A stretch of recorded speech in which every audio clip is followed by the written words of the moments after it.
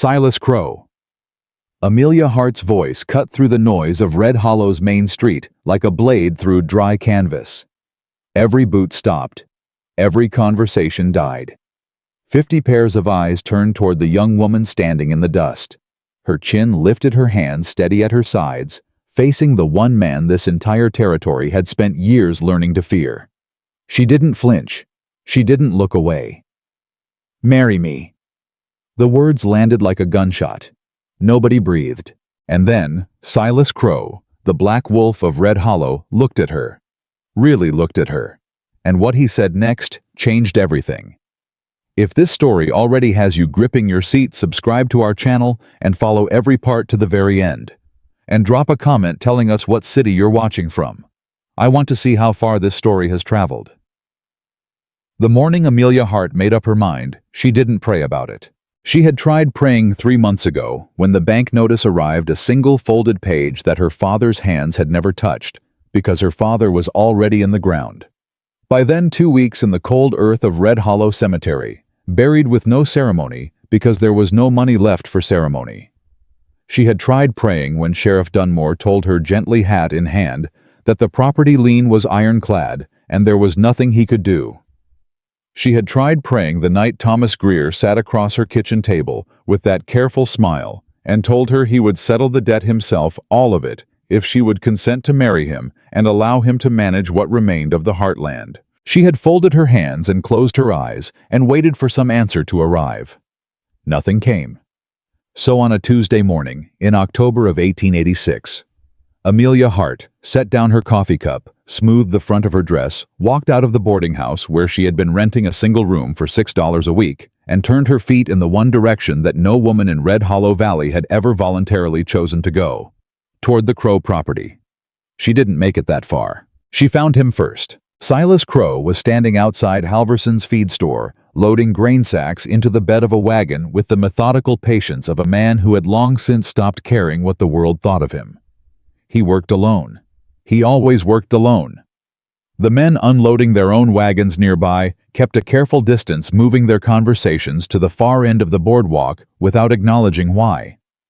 Children who had been chasing each other through the street moments before now stood pressed against a storefront, watching with wide eyes and the kind of stillness that adults had taught them to practice around certain things: large dogs, lightning on the plain. Silas Crowe. I was not what the rumors described, and he was not less than them either. He was simply a large, weathered man in a gray canvas coat who moved like someone carrying weight that had nothing to do with the grain sacks in his arms.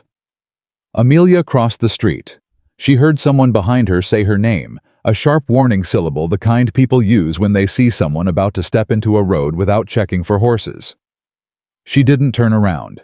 Her boots hit the packed dirt. The distance between her and Silas Crowe narrowed to 20 feet, 15, 10. He didn't look up until she stopped directly in front of him. Then he straightened. The grain sack settled into the wagon bed with a low thud. His eyes, dark gray, deeply set, holding the particular quality of stillness that comes not from peace but from long practice, moved from the wagon to her face. He had the look of a man who had braced for something unpleasant and was reassessing what kind of unpleasant this was going to be. Amelia opened her mouth. "Silas Crowe," she said. The street behind her had gone quiet. She registered it the way you register a change in wind direction, not consciously, but in the skin. People had stopped. She didn't look back. "Marry me," she said. There are silences that are merely quiet, and then there are silences that have weight, silences that press against the chest, that make the air feel thick, that make a person acutely aware of their own heartbeat. The silence that fell over Red Hollow's main street in that moment was the second kind. Silas Crowe looked at her for what felt like a very long time. His expression did not change. It did not soften. It did not harden. It simply remained exactly as it had been contained, still unreadable, while something moved behind his eyes that had no name she could put to it. Then he said very quietly, "Do you know what they say about me?" His voice was lower than she expected. Not rough, not threatening, just low and careful, as though he chose each word the way a man chooses footing on uncertain ground. Amelia kept her eyes on his. I know what they say, she answered. I also know what I saw. She had been 22 years old the first time she saw Silas Crowe. Not the version that Red Hollow talked about over supper, and in the back corners of saloons, the legend, the monster, the black wolf with his cold eyes and his dangerous silences. She had seen the real version first, which meant she had never quite been able to fully believe the other one. It had been a spring storm, the kind that rolls in across the Arizona flats, without much warning. All red dust and bruised sky and wind that scours the exposed skin raw. She had been riding back from her father's south pasture, and the storm had moved faster than she expected, and then the horse had thrown her, not violently, but with the particular quality of panicked horse that plants both front feet and refuses to move another inch, while the ground is still solid, and she had landed hard in the scrub. The horse bolted. The storm arrived. She had pulled her coat over her face and pressed herself against the base of a sandstone formation, and waited to either die or have it pass in the particular numb way that extreme situations sometimes produce in a person, that animal calm that has nothing to do with bravery and everything to do with the body's refusal to process what is actually happening. She had not heard him coming. The wind was too loud for that. She only knew he was there when something heavy and warm fell across her shoulders. A coat, his coat, impossibly warm against the wind-stripped cold, and a pair of large hands, surprisingly careful, pulled her upright and pressed her against the solid wall of a horse's flank. I didn't speak over the storm. There wasn't enough breath for it, and the wind would have taken the words anyway. He simply kept one arm around her shoulders and guided the horse forward one step at a time until the Halverson line shack materialized out of the dust. Inside with the wind, screaming against the walls, and the thin walls doing their imperfect job of keeping it out. He had settled her onto the single cot, built a fire in the iron stove, with the economical efficiency of someone who had done it 1,000 times in worse conditions, and set a canteen and a wrapped cloth parcel of dried beef and biscuit beside her. Then he had looked at her once, that long still look she would come to recognize as simply the way he looked at things, without judgment or intent, just honest assessment, and turned toward the door. "Wait," she had managed. Her voice was raw from dust. "Who are you?" He had already pulled the door open. The storm tried to take it from him. He held it. "It'll pass by morning," he said. "Don't leave before daylight."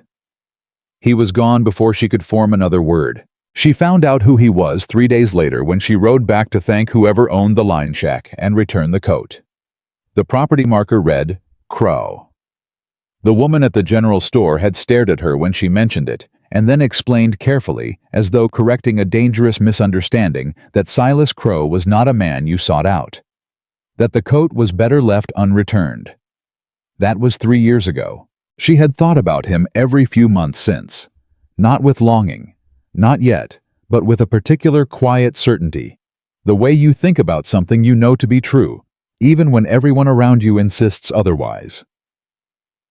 Standing in the street in front of him now, she watched him process what she had said. "You saw something," he repeated. It wasn't a question exactly. It was more like a man testing the weight of a statement before deciding whether to trust it. 3 years ago, she said. South of the Halverson line shack. You pulled me out of a dust storm. Something crossed his face, then fast, almost invisible, a quick involuntary thing, like a man who has stepped on an unexpected loose board. "You didn't know who I was," she continued. "You didn't ask my name. You didn't ask for anything. You just—" she paused. "You just helped." Behind her, she could feel the weight of at least 30 people listening. She kept her voice even. "I'm not here because I've lost my mind. I'm here because my father died 11 weeks ago and left debts.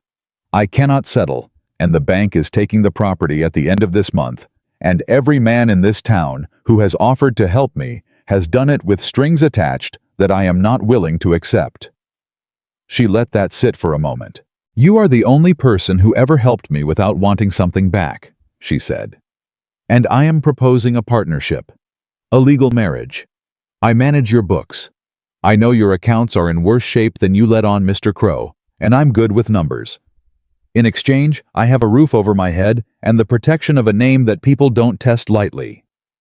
His jaw tightened. "You think my name is protection," he said. "You've been listening to the wrong stories." "I think your name is feared," she corrected. "Which is not the same thing, but it serves the same purpose." For a moment she thought he was going to say no.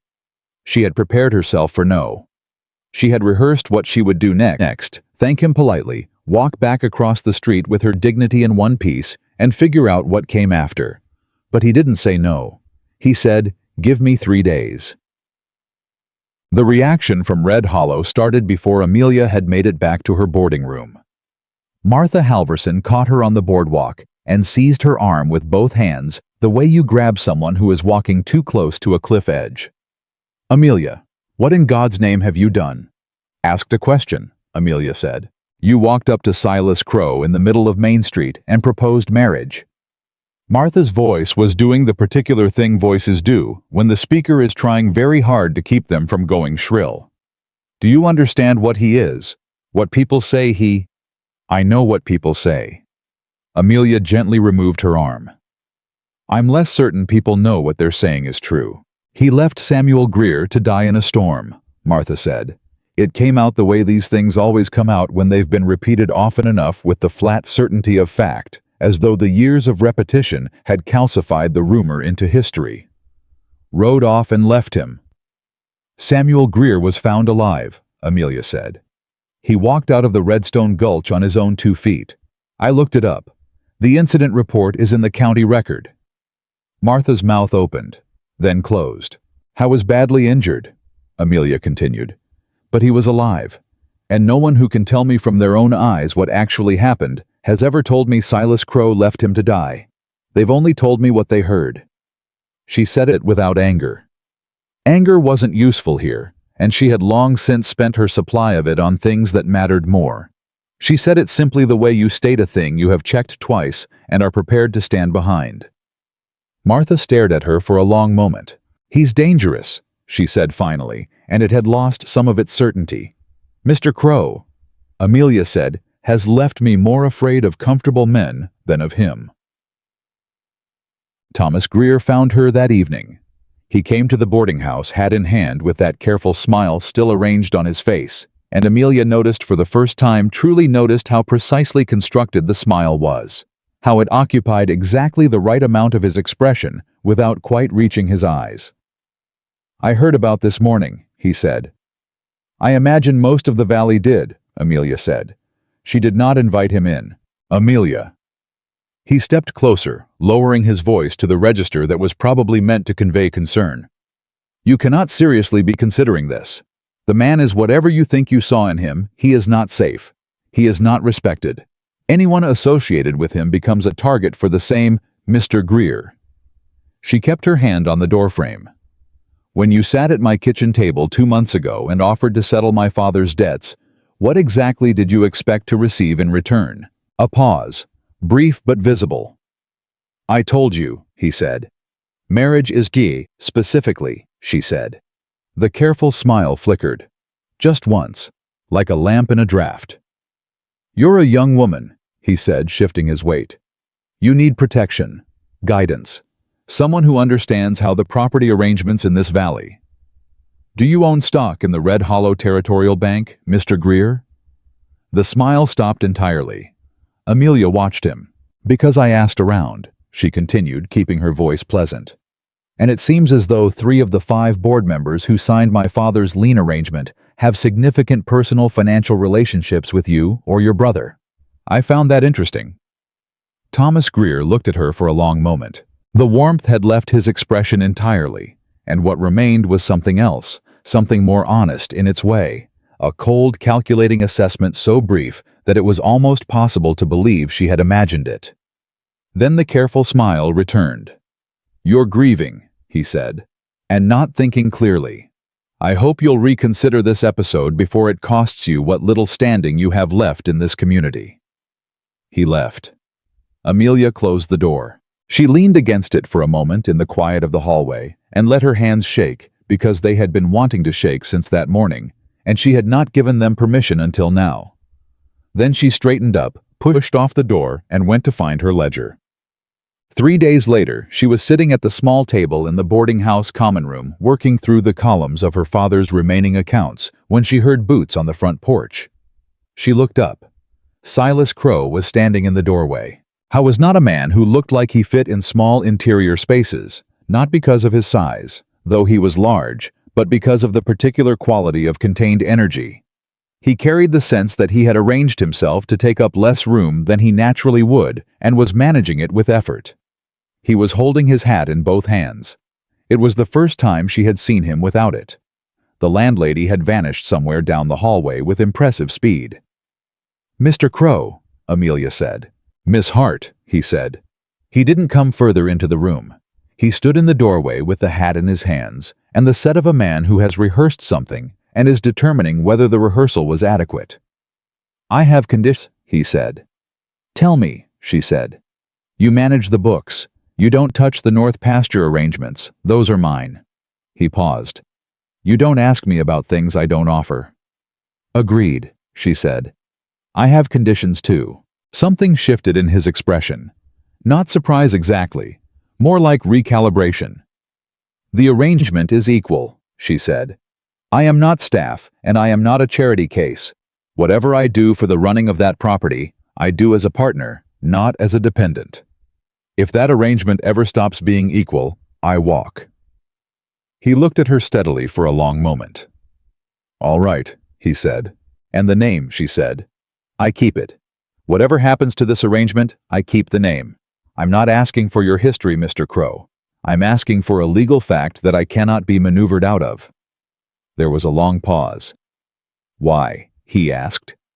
And it was the first time she had heard something beneath the flat surface of his voice, something that had texture to it, something that was more than careful. "Because my father's name didn't protect me," she said, "and I am done being unprotected." He held her gaze for 3 full seconds. Then he said, "You'll need something for the ceremony. The justice of the peace is on Thursday." "I know," she said. "I already asked him." For just a moment, so briefly, she almost didn't catch it. Something that was almost a smile moved across Silas Crowe's face. Then he put his hat back on. "Thursday," he said, and he walked out. The wedding was held on the front steps of the county building on a cool October Thursday, with no guests who were there by invitation. The justice of the peace was a man named Aldridge, who had the professional manner of someone who had long since stopped being surprised by the people who came to him for legal arrangements. He read the words. They both said what needed to be said. Aldridge signed the paper. Silas signed the paper. Amelia signed the paper. It took 11 minutes. When they came out onto the street, a small crowd had gathered at a respectful distance that was clearly meant to appear accidental. Amelia looked at them. The familiar faces of Red Hollow, the curiosity and the judgment and the concern all folded together into a single expression of collective held breath, and felt something settle in her chest. Not happiness, not yet. Something quieter than that. Certainty. The feeling of having placed a foot on solid ground after a long time on uncertain surface. Silas touched her elbow, just briefly. A practical contact, a direction indicator, nothing more. "Wagons around the side," he said. "All right," she said. They walked around the side of the building. Behind them, Red Hollow released its breath, and somewhere on the far end of the boardwalk, Thomas Greer watched them go with his hands folded and his careful smile arranged exactly right, and an expression in his eyes that had nothing of a smile in it whatsoever. The Crowe property was 2 miles east of town, past a dry creek bed and a long slope of red sandstone that caught the afternoon light and held it in a way that turned the air around it amber. Amelia had seen it from a distance before. She had never been inside the fence. The house was larger than she expected. Built from good timber solid construction, not the rough first settlement buildings that dotted the valley. It had a covered porch running the length of the front, a substantial barn, 3 outbuildings, and a kitchen garden that was currently going dormant for the winter, but showed evidence of having been maintained with real care. Someone had planted fruit trees along the southern wall. She did not comment on any of this. She got down from the wagon and stood in the yard. "Kitchen's through the main door," Silas said. He was lifting her single trunk from the wagon bed. "There's a room off the left side. It's yours." "Thank you," she said.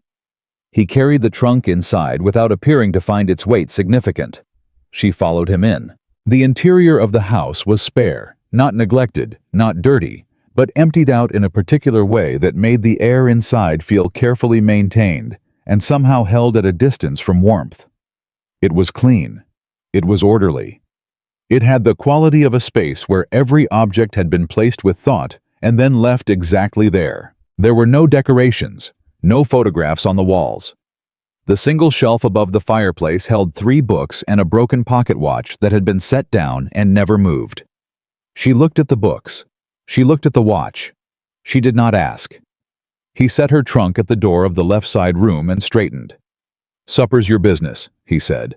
Not unkindly, just arranging facts. "I'll be at the south barn until dark." "I'll manage," she said. He nodded once and went back out. Amelia stood in the doorway of the room that was now hers. Clean walls, a bed with a good wool blanket, a window facing east, and breathed. Then she rolled up her sleeves, went to the kitchen, and started figuring out what there was to work with. She found the account books in the second drawer of the desk in what served as Silas's office, a small room off the kitchen functional and precisely ordered papers arranged in stacks that had an internal logic she could read after a few minutes of looking. The accounts were in worse shape than she had guessed from the outside. Not catastrophic, not yet, but close enough to the edge that a bad winter, a livestock loss, one more bad season of anything, would push them over. Someone had been managing the books with care and honesty. Every figure was precisely what it claimed to be. Nothing hidden, nothing dressed up, but the underlying numbers told a story that careful management alone couldn't fix. The property taxes on the Crowe land had been going up for 3 consecutive years, not by the standard rate, by amounts that required looking at twice. Amelia looked at them twice. Then she looked at who had assessed them. Red Hollow Territorial Tax Assessment Office, signed by the assessor. She knew that name.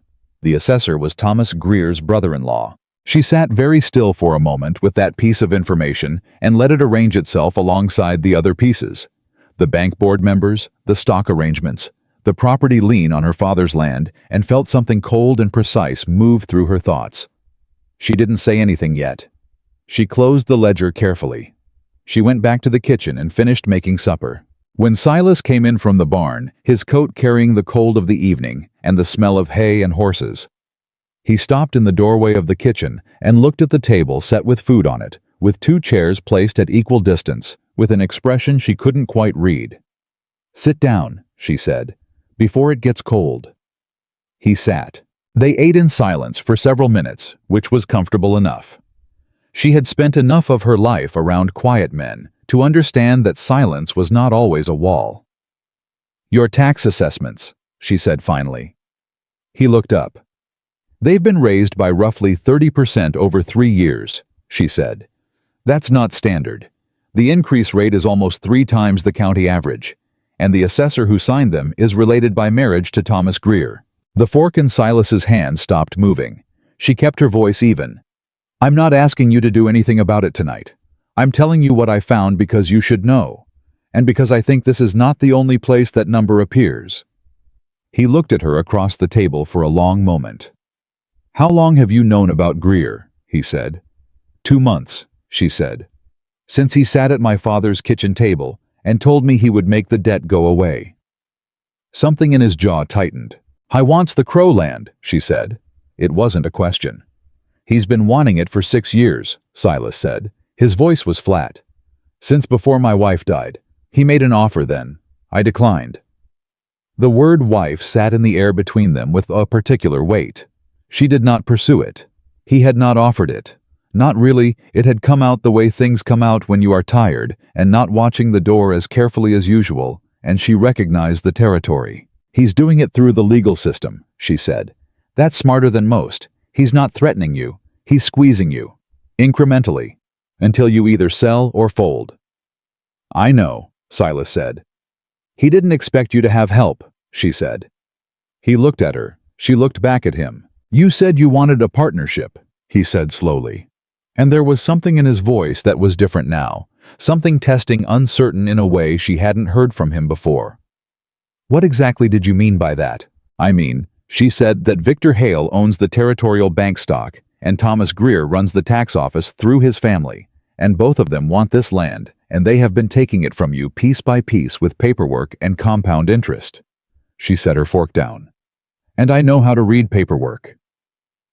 The kitchen was quiet. Outside, the wind had come up, moving through the yard with the particular sound of October desert wind, dry and hollow, and going somewhere fast. "Why?" Silas said. She understood he wasn't asking about the strategy. She thought about what to say. She thought about the right answer versus the true one, and whether they were the same thing. "Because someone once drove through a dust storm to help me when there was nothing in it for him," she said. "And I am not a person who forgets that." Silas Crowe looked at her for a long time. Then he picked up his fork. "The East Pasture records are in the bottom cabinet," he said. "I'll pull them after supper." It was not thank you. It was not anything that could be written on a card or repeated in a parlor. But she had been right about him from the beginning. He showed what he meant, not with words, but with action. And with the East Pasture records pulled out after supper, the two of them sitting at the table with the lamp burning between them and the wind working the Arizona dark outside. Silas pointing to figures, and Amelia following the line of numbers with her finger and asking questions and noting answers. The thing between them, that was not yet friendship, but was already more than arrangement, began quietly and without ceremony to take its first real shape. The East Pasture records were a mess, not the kind of mess that comes from carelessness.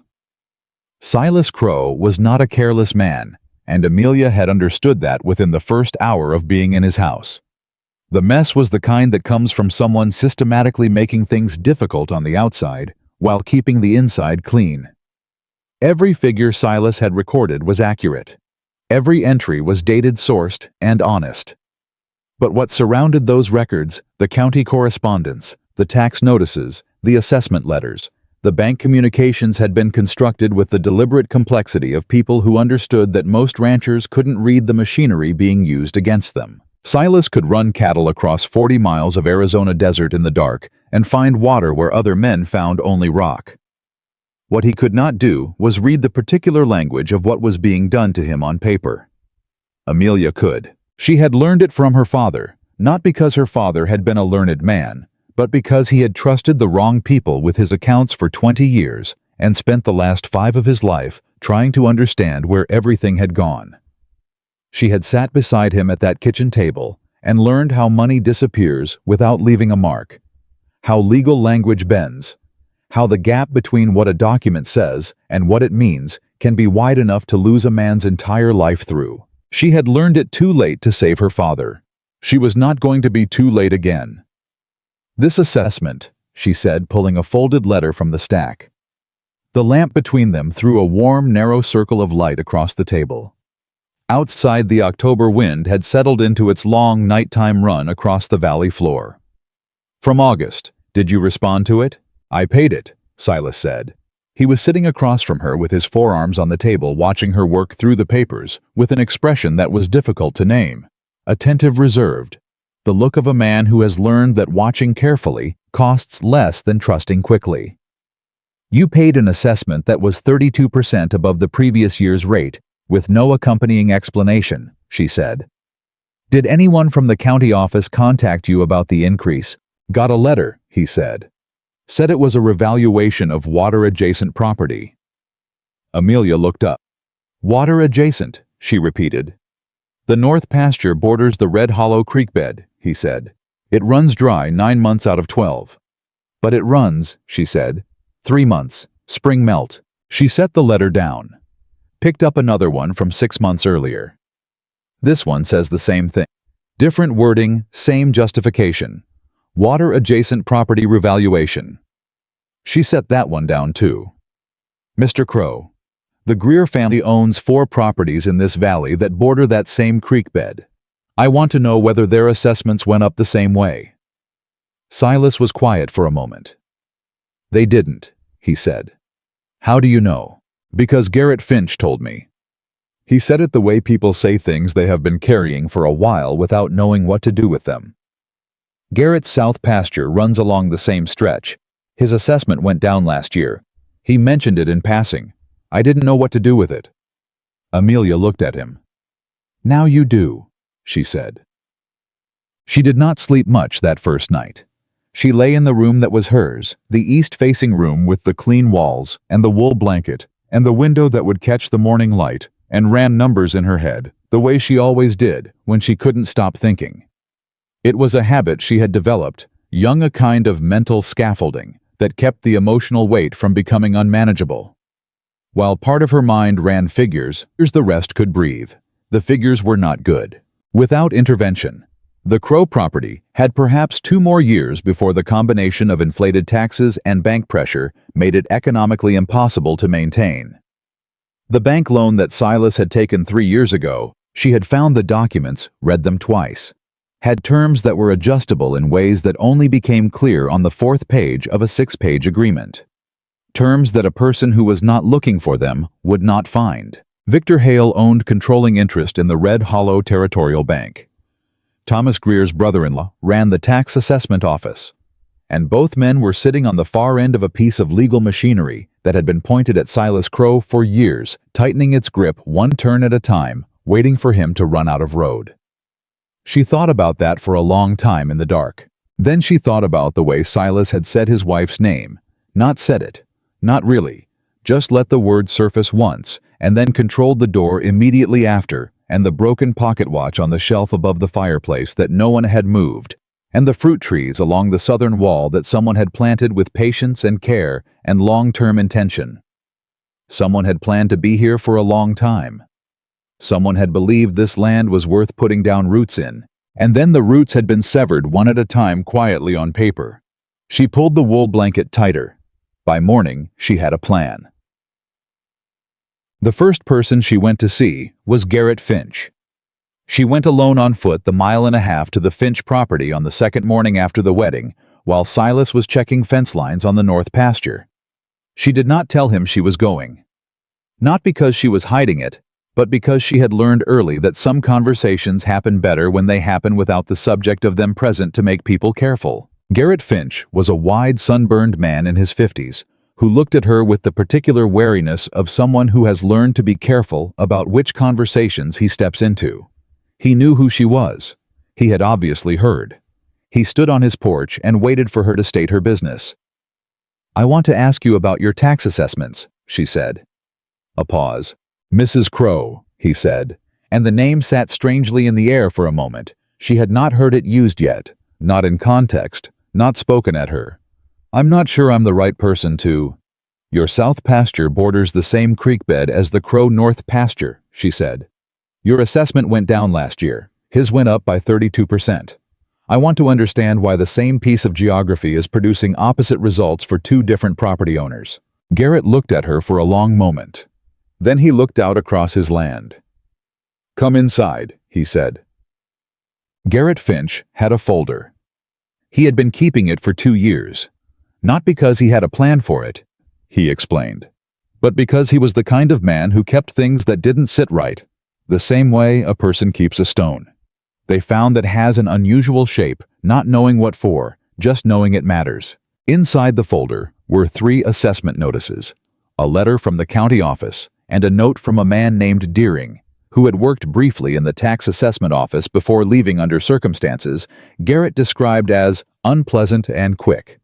The note from Deering was 2 paragraphs long. It said that the water-adjacent revaluation applied selectively, that the criteria for which properties qualified had been determined not by geography, but by a list that had been provided to the assessment office by someone outside the office. That Deering had asked about the list and been told it was none of his concern. That 2 weeks later, he had been told his services were no longer needed. The list Deering wrote had the letterhead of the Red Hollow Territorial Bank. Amelia read the note twice. Then she looked up at Garrett Finch. "Where is Deering now?" she asked. "Mesquite Crossing," Garrett said. "About 40 miles east. Works at the mill there now." "Would he talk to someone?" Garrett studied her face. "He might," he said slowly. If he thought someone was actually going to do something with what he said. Last time he talked, nothing happened, and he lost his job. This time, something is going to happen, Amelia said. She was halfway back to the Crowe property when she heard hoofbeats behind her. She turned. Thomas Greer pulled his horse up 6 feet away, with the practiced ease of a man who is very comfortable using his horse to make a point about space and power. He looked down at her from the saddle with that careful smile arranged exactly as it always was. "Mrs. Crowe," he said, and the way he said it made the name sound like a mistake she had made. Settling in. "Yes," she said. She kept her voice pleasant. She kept her hands loose at her sides. "Lovely morning for a ride." "I heard you visited Garrett Finch," he said. She noted the speed of that information. Garrett's property to Thomas Greer's ears in under 2 hours. "I introduced myself to a neighbor," she said. "Amelia." He shifted his weight. The smile softened in a way that was probably meant to look paternal. "I want you to understand something. Whatever you think you know about the situation regarding the Crowe property, you're looking at a partial picture. The tax situation is a legal matter that's being handled through proper channels, whatever Silas has told you." "Silas hasn't told me anything about the taxes," she said. Greer paused. "I read the documents," she said. "I'm good at that." A beat of silence. "You should be careful," he said, "about which documents you read and which conclusions you draw. A new wife coming in and disrupting arrangements that have been in place for years. It doesn't make friends. And you're going to need friends in this valley, Amelia. You're going to need them more than you think." She looked up at him. "Is that a warning?" she asked. "It's advice," he said, "from someone who has lived here a long time and understands how things work." "Thank you," she said evenly. "I'll take it under consideration." She turned and kept walking. She heard him sitting there for a moment, the horse shifting the creak of the saddle, and then the hoofbeats moved away in the opposite direction. Her heart was going faster than she would have liked, but her hands were still steady. She told Silas that evening. All of it. Garrett's folder. Deering's note. The conversation with Greer on the road. She laid it out in sequence clearly, and without embellishment, the way you present information to someone who needs to make decisions based on it. Silas listened without interrupting. He had that quality, the capacity to be completely still while taking something in, so still that a person who didn't know him might think he wasn't listening at all. When she finished, he was quiet for a moment. "He came after you on the road," he said. "It was very flat."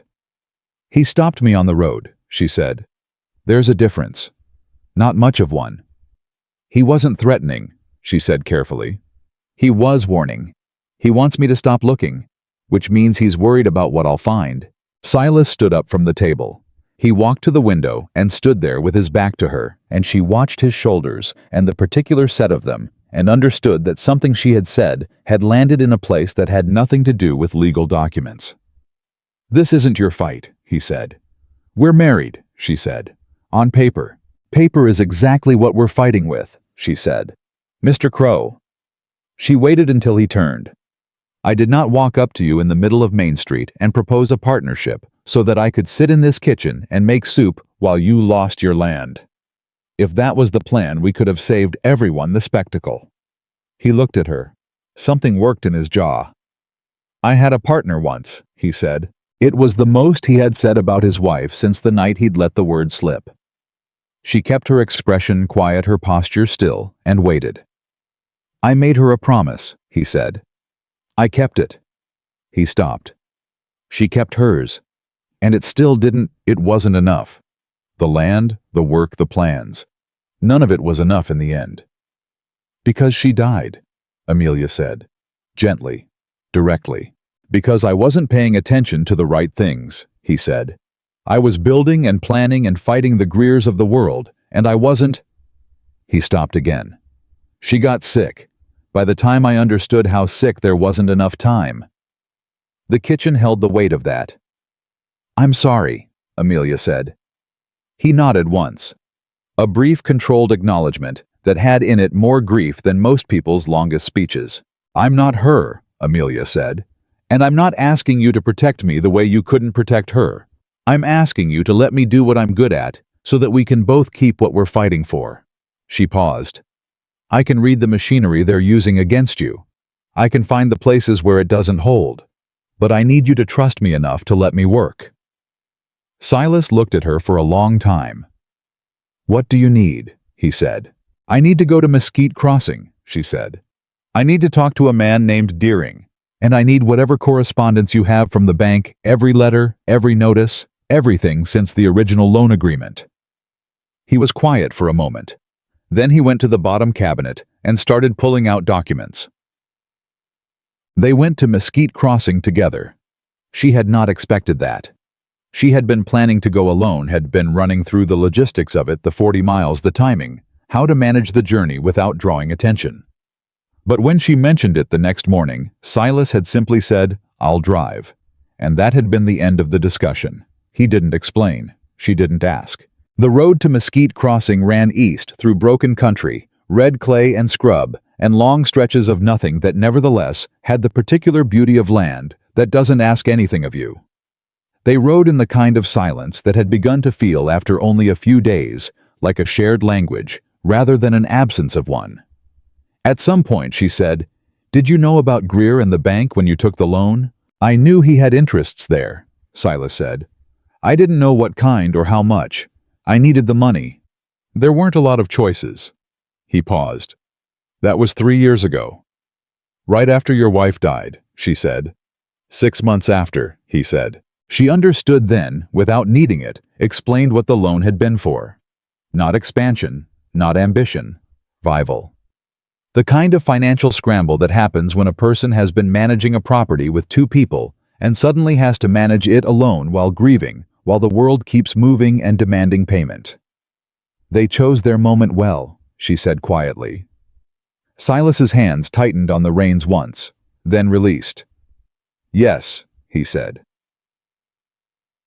Deering was a compact, nervous man who met them at the mill with the expression of someone who had learned to be cautious about unexpected visitors. He looked at Silas Crowe with the particular recognition of a man who knew the name, and some of the color left his face. "Mr. Deering," Amelia said, stepping forward before the silence could harden into refusal. "I'm Amelia Crowe. I'm not here to cause you difficulty. I'm here because I believe you told the truth 2 years ago and were punished for it. And I think it's time the truth went somewhere it can actually do something." Deering looked at her, then at Silas, then back at her. "Who's going to protect me this time?" he said. "No one can promise you perfect protection," she said honestly. "What I can tell you is that I have documentation of the assessment, irregularities, a neighbor who is willing to corroborate, and the bank loan agreements that I believe contain terms that were never disclosed properly at signing." She paused. "If what you saw in that office is what I think it is, the county recorder's office in Tucson needs to know about it. Not the local office. Tucson." Deering was quiet. "They're going to say I had a grudge," he said. "That I was dismissed for cause and I'm retaliating." "They're going to say that," Amelia agreed. "And we're going to have enough documentation that it won't matter what they say." A long pause. "The list," Deering said finally. "The one I told you about in the note." "Yes." "I made a copy," he said. "Before I left. I didn't know why. I just knew it felt wrong." Amelia looked at him steadily. "Do you still have it?" Deering looked at Silas one more time. Silas said nothing. He simply stood there, solid still, taking up space without menace, and let Amelia work. "Yeah," Deering said. "I still have it." They were back on the road to Red Hollow by early afternoon, with a copy of the list folded carefully inside Amelia's coat pocket. It was exactly what she had thought it would be, and worse. The list contained 14 properties, all of them in Red Hollow Valley, all of them within a specific geographic corridor, all of them bordering either the creek bed or the road that ran along the creek bed, which she had not known this before today. But Deering had mentioned it was the same road that the Territorial Commission had been quietly surveying for a potential rail spur.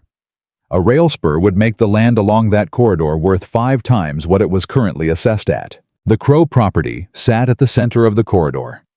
She told Silas as they rode. He was quiet for the long time. They were never going to stop, he said. Not until they had the land, she said.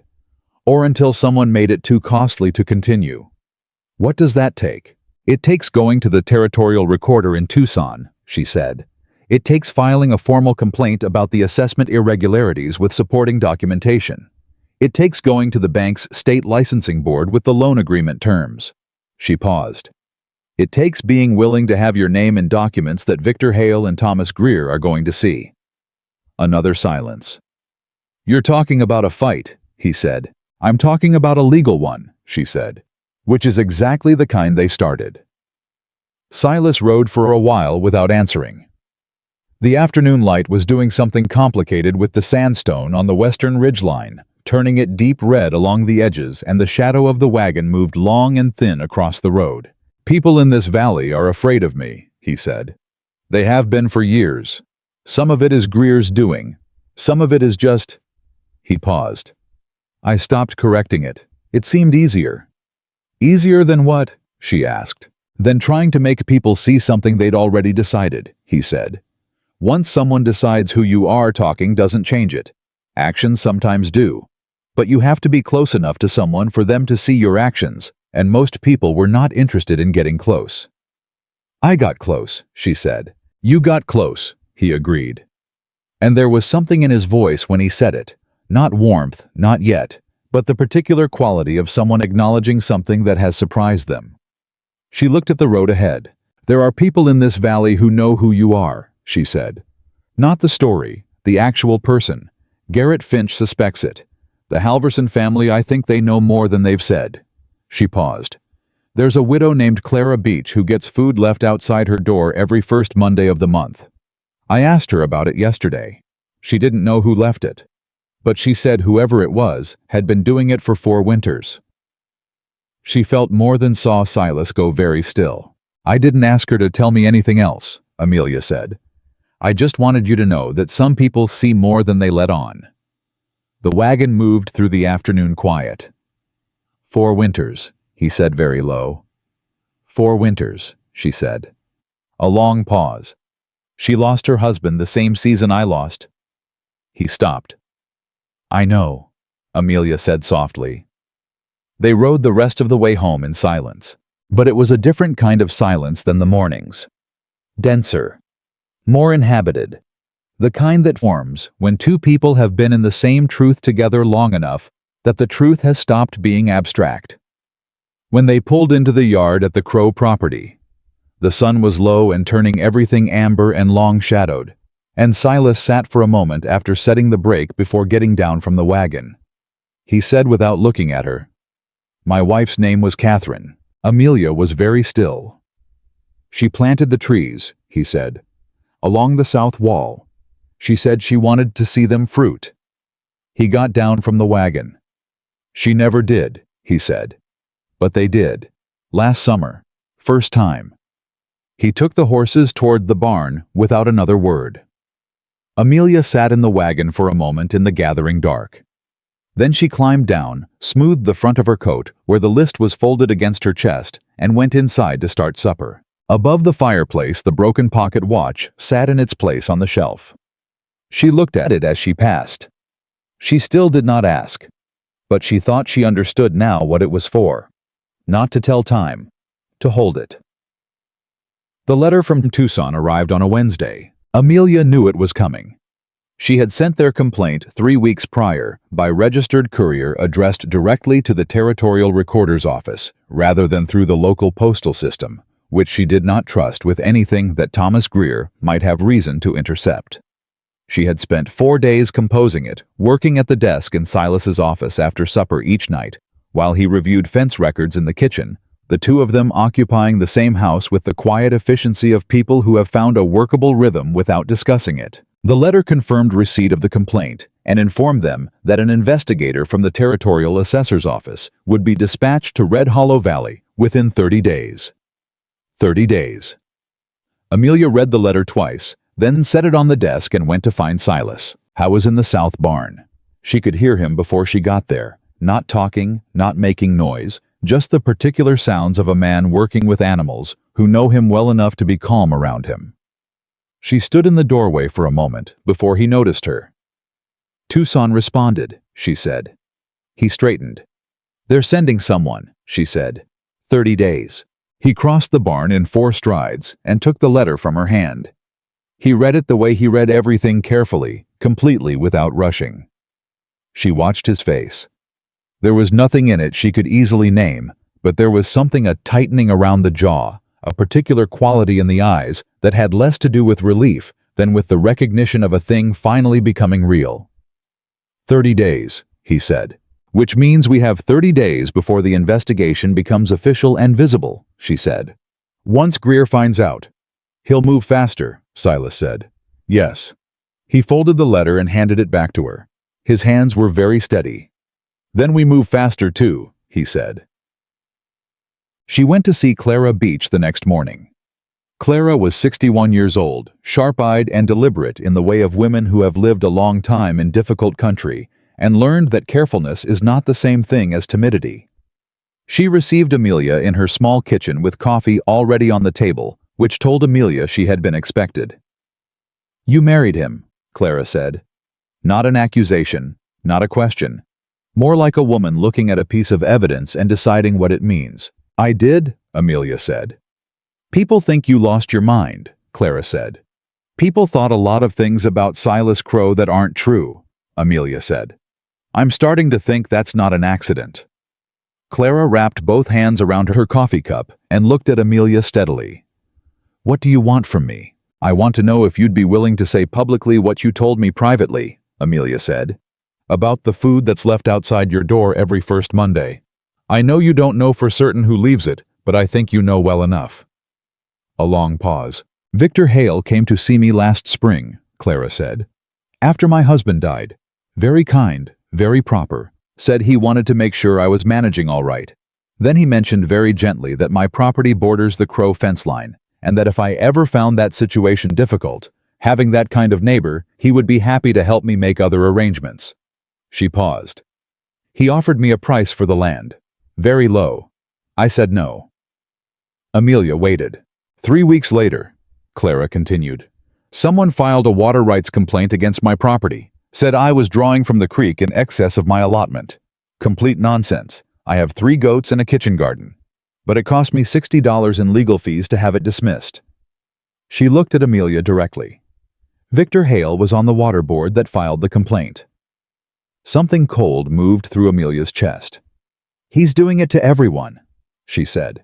"He's been doing it for years," Clara said. "To anyone who won't sell.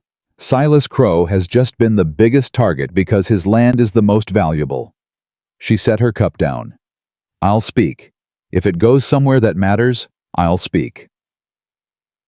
The second person she went to see was a man named Roy Alcott, who had worked as a hand on the Crowe property 4 years ago before the death of Silas's wife, before the financial pressure had made it impossible for Silas to keep hired help.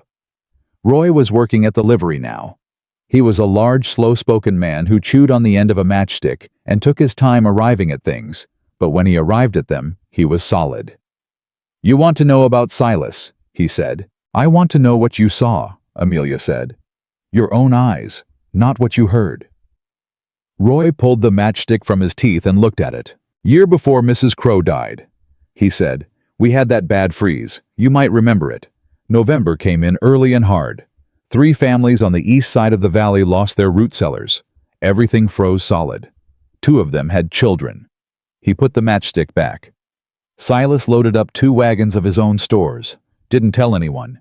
Didn't take anyone with him except me because he needed someone to drive the second wagon. We went out in the middle of it, middle of the night, and we left provisions at all 3 families." He paused. "He told me not to say who it was from. Said if people knew they'd feel like they owed him, and he didn't want that. Said a debt like that gets complicated." Amelia was quiet for a moment. "Would you be willing to put that in a signed statement?" she asked. Roy studied her. "What's this for?" "Victor Hale and Thomas Greer have been building a case that Silas Crowe is dangerous to this community," she said. "I'm building a different case, the true one." Roy Alcott was quiet for a long time. Then he said, "You know, when Mrs. Crowe died, he didn't take a single day off from work. Not one. I asked him about it once. He said if he stopped moving, he wouldn't know how to start again." The matchstick moved from one side of his mouth to the other. "A dangerous man doesn't think like that." "No," Amelia said. "He doesn't." "I'll sign your statement," Roy said. She had 4 signed statements and Deering's document and the property list before the end of the second week. She was putting them in order at the desk when Silas came in from the north pasture earlier than usual, his jaw set in the tight lines she had come to recognize as the sign that something had happened that he was calibrating before he spoke about. She set her pen down. "What happened?" "Ran into Jim Halverson on the north fence," he said. He hung his coat on the hook by the door with more precision than the action required. "He told me the bank sent a man out to his property yesterday, asking questions about his loan arrangement and whether he'd had any contact with us recently." He paused. "Jim's been friendly with me since before this started. Nothing serious, nothing that puts him at risk. But the bank doesn't know that." Amelia understood immediately. "They're checking who might be talking to us." "That's what it looks like." "Which means someone told them we've been asking questions. Or they figured it out on their own," he said. "Either way." He stood in the middle of the room and looked at her with that flat, still expression that she had learned to read as not flatness at all, but the surface under which things were moving fast. "Amelia, these people are not going to wait for a territorial investigator to arrive. They're going to do something first." "I know," she said. "I need you to understand what that might look like," he said. "It's not going to be subtle. Victor Hale does not do subtle when he's cornered. The last man who filed a complaint against his water board assessments found his barn burned down 2 months later." She looked at him steadily. "Was that proven?" she asked. "No," he said. "It was never proven. It never is." "Then we make sure what we have is somewhere safe," she said. "Not here. Somewhere they can't get to it even if they come for this property." A beat. "I already made copies," she said. 3 sets. One is with Garrett Finch. One is with Deering and Mesquite Crossing. One is in an envelope at the county recorder's office in Benson, addressed to the Tucson investigator." She paused. "They can burn this house to the ground, and it won't change what's already in the system." Silas looked at her for a long moment. Then something shifted in his face, not dramatically, not with any of the theatrical quality of a man being moved.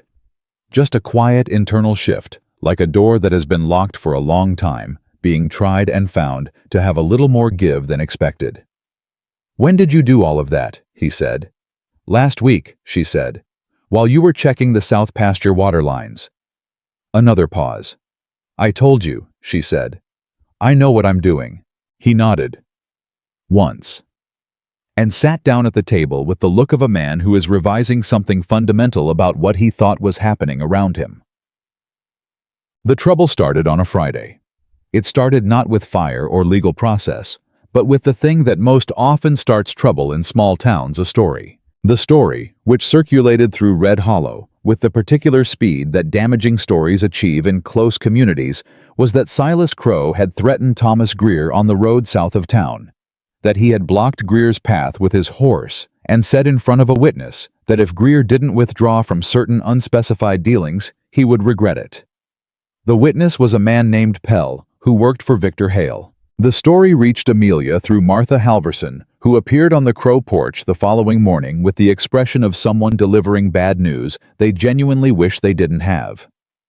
"People are saying he threatened Greer," Martha said. "Pell is telling it in the saloon. By tonight it'll be all over the valley." "Was anyone else present?" Amelia asked. "Just Pell," Martha said. "That's all anyone's saying." "Where was Silas on Thursday afternoon?" Martha asked.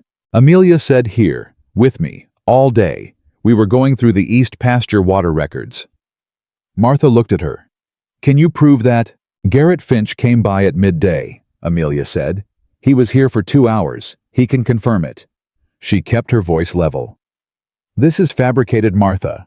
Pell works for Hale. They know the investigator is coming.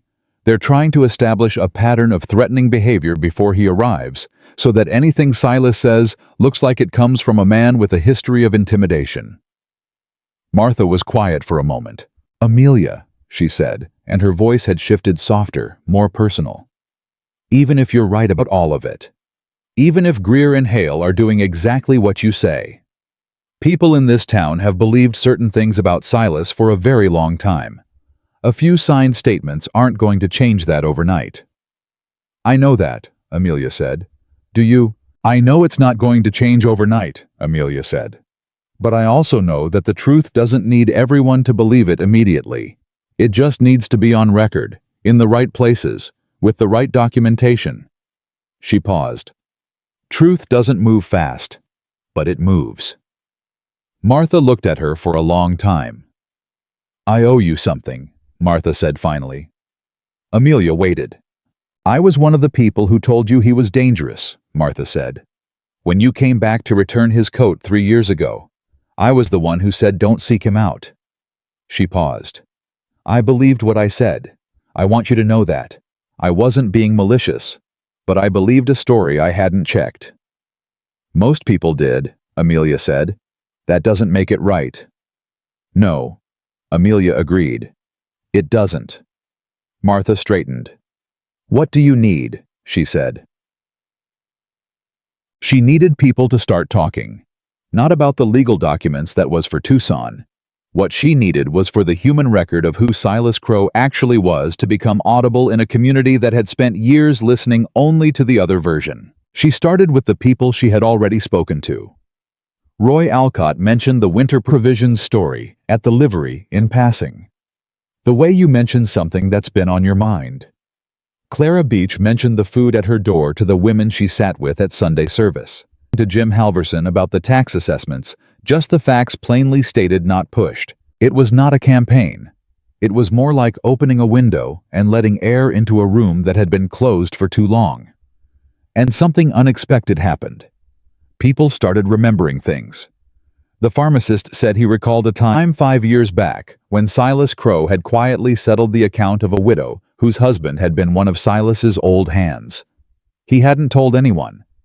The pharmacist had kept it to himself because Silas had specifically asked him to. The school teacher remembered that 2 years ago, when the school roof had partially collapsed in a November storm. There had been a load of timber left in the schoolyard the next morning with no note. The timber was exactly what was needed for the repair.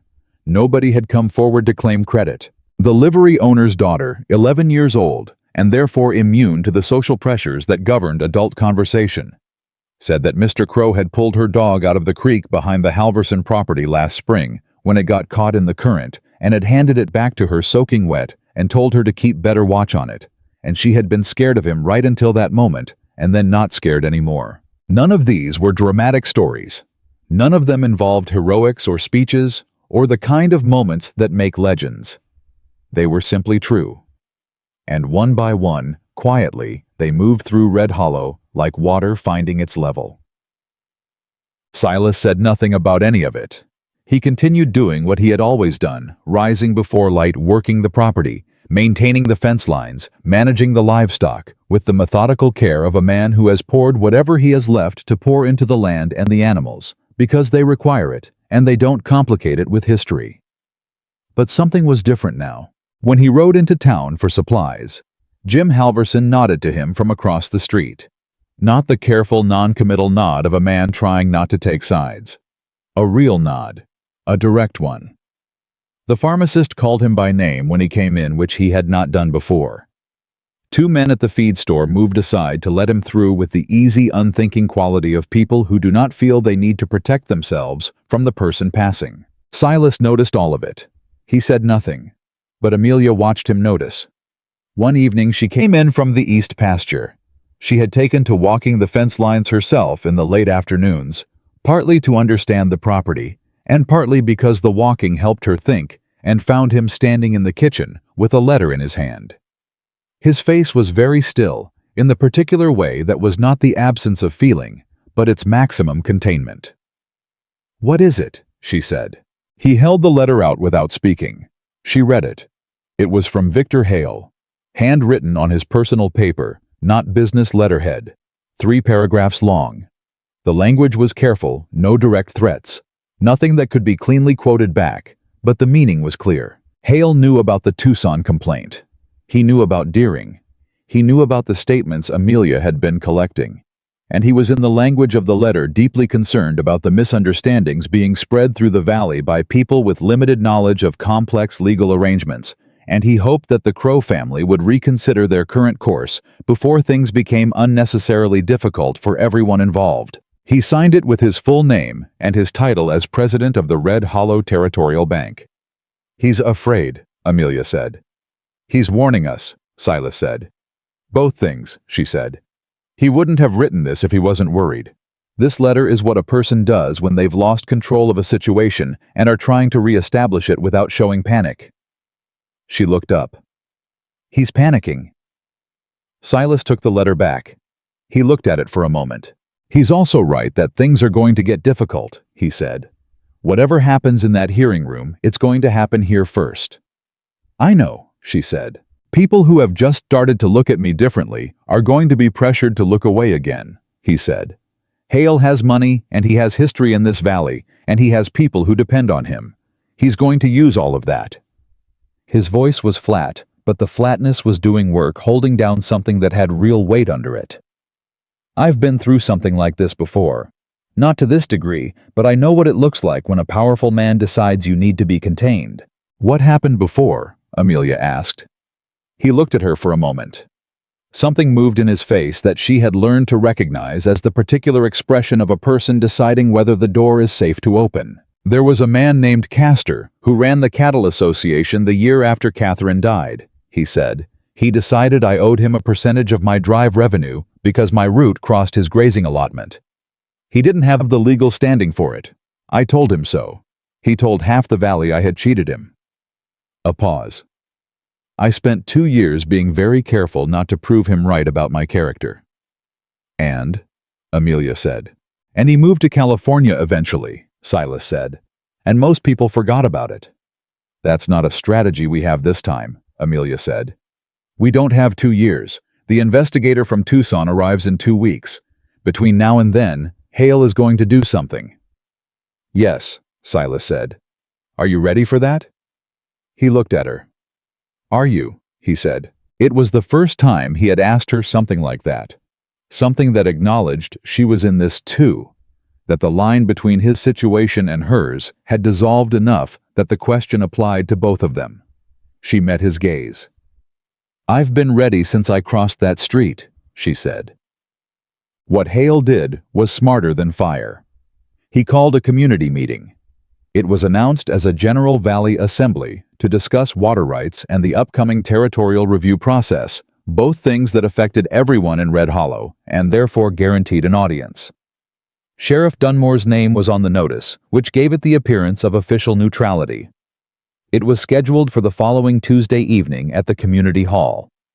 Amelia knew immediately what it was. "He's going to make his case before the investigator arrives," she said. "He's going to use a community meeting to establish a public record that Silas is a destabilizing presence in the valley. If he can get the sheriff and the town council to go on record supporting his concerns, it gives the investigator a community consensus to contend with. And if the community agrees with him," Silas said, "it doesn't matter what the documents say." "Documents matter," Amelia said. "But you're right that context matters too." She thought for a moment. "We're going." Silas looked at her. "We're going," she repeated. "Both of us. We're not hiding from this.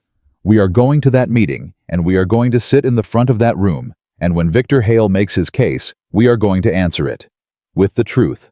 In public." A very long silence. "They'll come at me hard," he said. "Yes," she said. "And for the first time, they're going to do it with witnesses who know something different." He stood very still. "Amelia," he said, and the way he said her name had shifted in the weeks since that first morning. Less careful now, less formal. Something in it that had moved without announcement from a name he was using to a name he meant. "If this goes wrong—" "It's not going to go wrong," she said. "You can't know that." "I know what I have," she said. "I know what's on paper, and what's on record, and who is willing to stand up and say what they saw. And I know that the only thing Hale is relying on is the thing that doesn't hold anymore." She looked at him directly. "The story. The one about who you are. It's breaking down, Silas. People are remembering. They just need one moment where they can say it out loud without feeling alone in it." He looked at her for a long time. Then he said very quietly, "She used to do that." "Who?" "Catherine," he said. "She used to know when the moment was. She could see the thing before it happened and name it." A pause. "I was never good at that. I was always better at the doing than the seeing." Amelia kept her voice even. "You've been doing it alone for 3 years," she said. "You don't have to see it alone anymore." The kitchen held that statement. Silas looked down at the letter from Hale in his hand. Then he set it down on the table with the careful deliberateness of a man putting something behind him. "Tuesday," he said. "Tuesday," she confirmed. The day before the meeting, a man arrived at the Crowe property on horseback. He came up the road in the early afternoon and stopped at the gate, and when Amelia went to see who it was, she found a weathered, gray-haired man with a damaged left leg and a face she did not recognize. "I'm looking for Silas Crowe," the man said. "He's at the barn," she said. "Can I ask who's calling?" The man looked at her with an expression that was difficult to read. Something between reluctance and resolution. The look of a person who has been working up to something for a long time and has finally arrived at the doing of it. "My name is Samuel Greer," he said. "The younger. Not Thomas's brother. His cousin from the Tucson side." He paused. "My father is Samuel Greer the elder, the man they say Silas Crowe left to die in a storm." Amelia went completely still. "My father is alive," the man said. "He's been alive this whole time. He's 73 years old, and he lives in Flagstaff, and he has something he needs to say." He looked at her steadily. "He heard what's happening down here. He sent me because he can't make the ride, but he gave me a letter." He reached into his coat. A signed witnessed letter with his account of what actually happened in that storm. What Silas Crowe actually did. He held it out. Amelia took it. She looked at the envelope. Her hands were very steady. "Come to the barn," she said. "Silas needs to hear this from you directly." Samuel Greer the younger sat across from Silas Crowe in the barn, with his hat on his knee, and his eyes doing the careful work of a man reading another man's face for signs of what kind of reception he was going to get. Silas had not moved since the moment Amelia had walked him in and said this man's name. He had gone very still in the particular way that was not stillness at all, but the maximum compression of something enormous happening inside him at speed. He stood with one hand on the stall post and looked at Samuel Greer the younger and said nothing. Amelia stood slightly behind and to the left of Silas. She had the letter in her hand. She did not open it yet. "Your father is alive," Silas said. It came out flat, not a question. More like a man hearing a word in a language he stopped expecting to hear and needing to say it himself to confirm it was real. 73 years old, Samuel said. "Lives in Flagstaff with my sister's family. His leg never healed right from the storm. He walks with a cane, but he's alive." He paused. "He's known what people have been saying about you for years. What they've said happened in that storm, and he's carried it." His voice tightened slightly.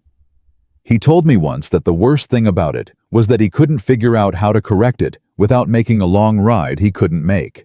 And the longer he waited, the more fixed the story became. And after a while, a man starts to think the moment has passed." Silas said, "Why now?" "Because word got to him that the moment hadn't passed," Samuel said. "That someone was finally making this matter in a way that could be heard." He glanced briefly at Amelia.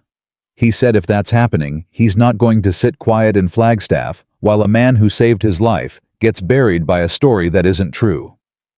The barn was very quiet. Amelia looked at Silas. His jaw was working just slightly, the small controlled motion of a man keeping something from reaching his face that very much wants to reach it.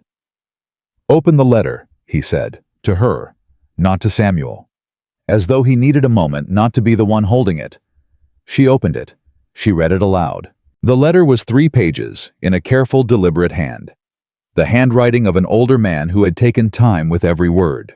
It described the storm in detail. It described the moment Samuel Greer the elder had gotten separated from his horse and gone down in the gully. It described the sound of hoofbeats above the wind that he had been certain was nothing.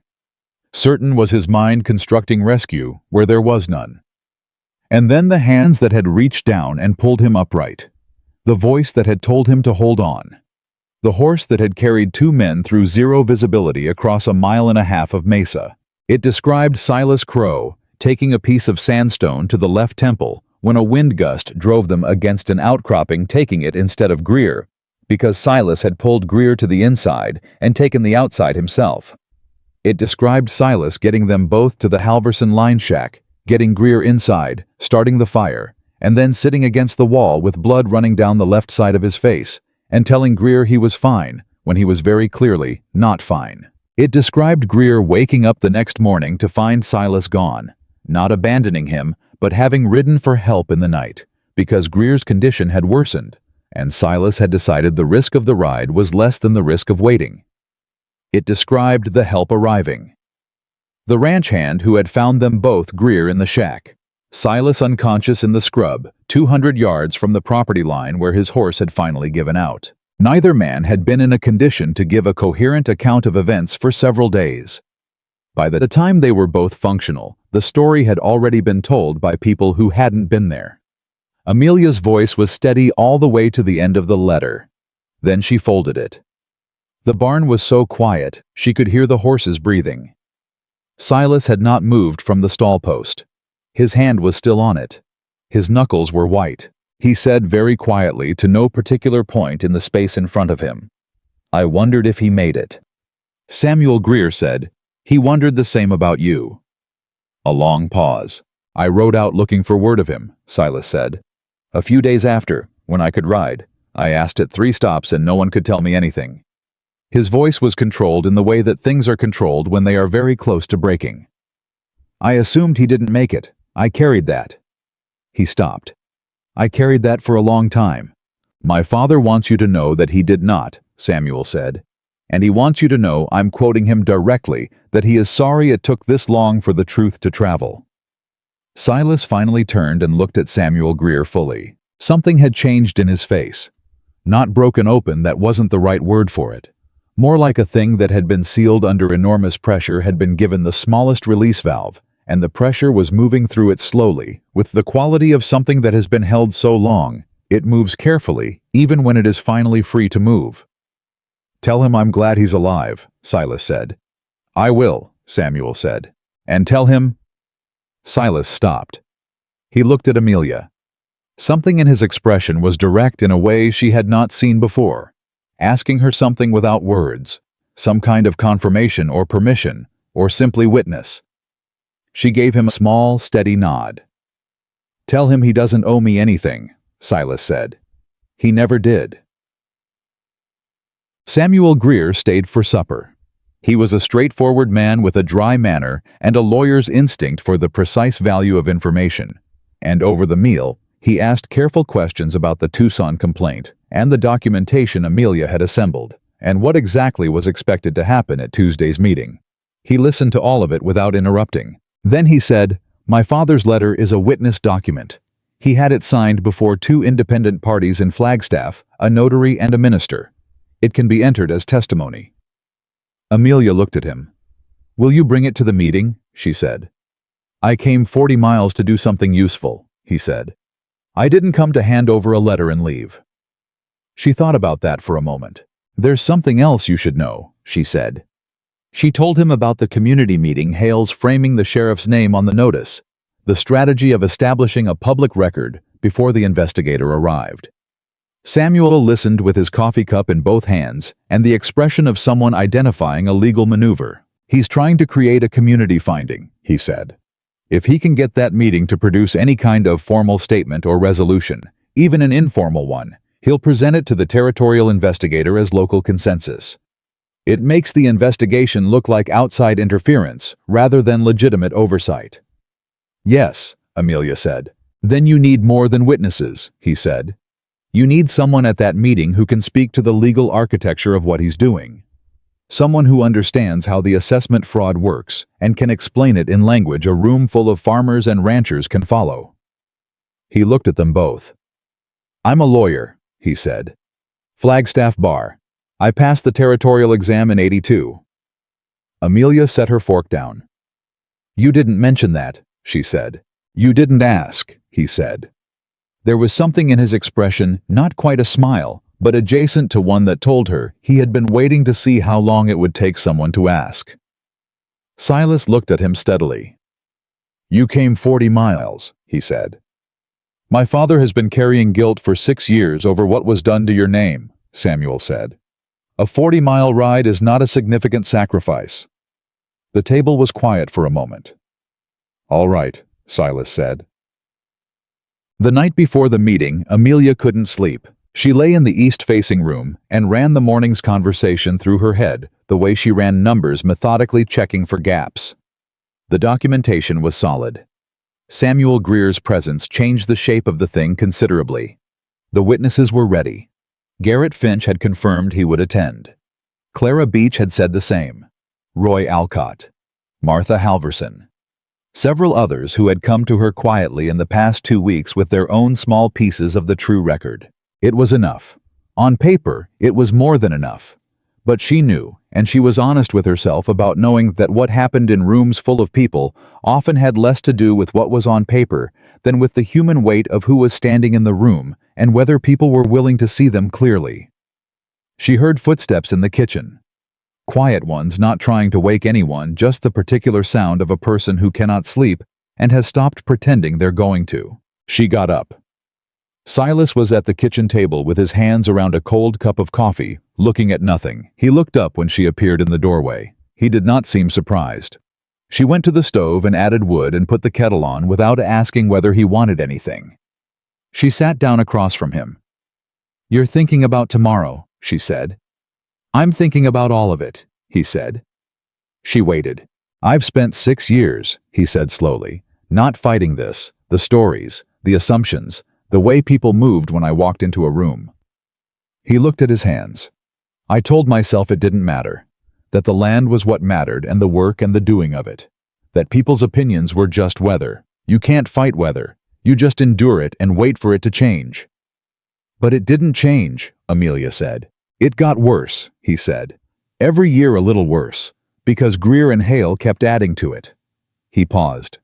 "And I kept thinking if I just kept my head down, if I just kept working, it would find its own level eventually." He looked at her. "It doesn't. That's what I understand now. Left alone, it doesn't find its level. It just sinks." "That's why you said yes," she said. He was quiet. "Not only that," he said finally. She held his gaze.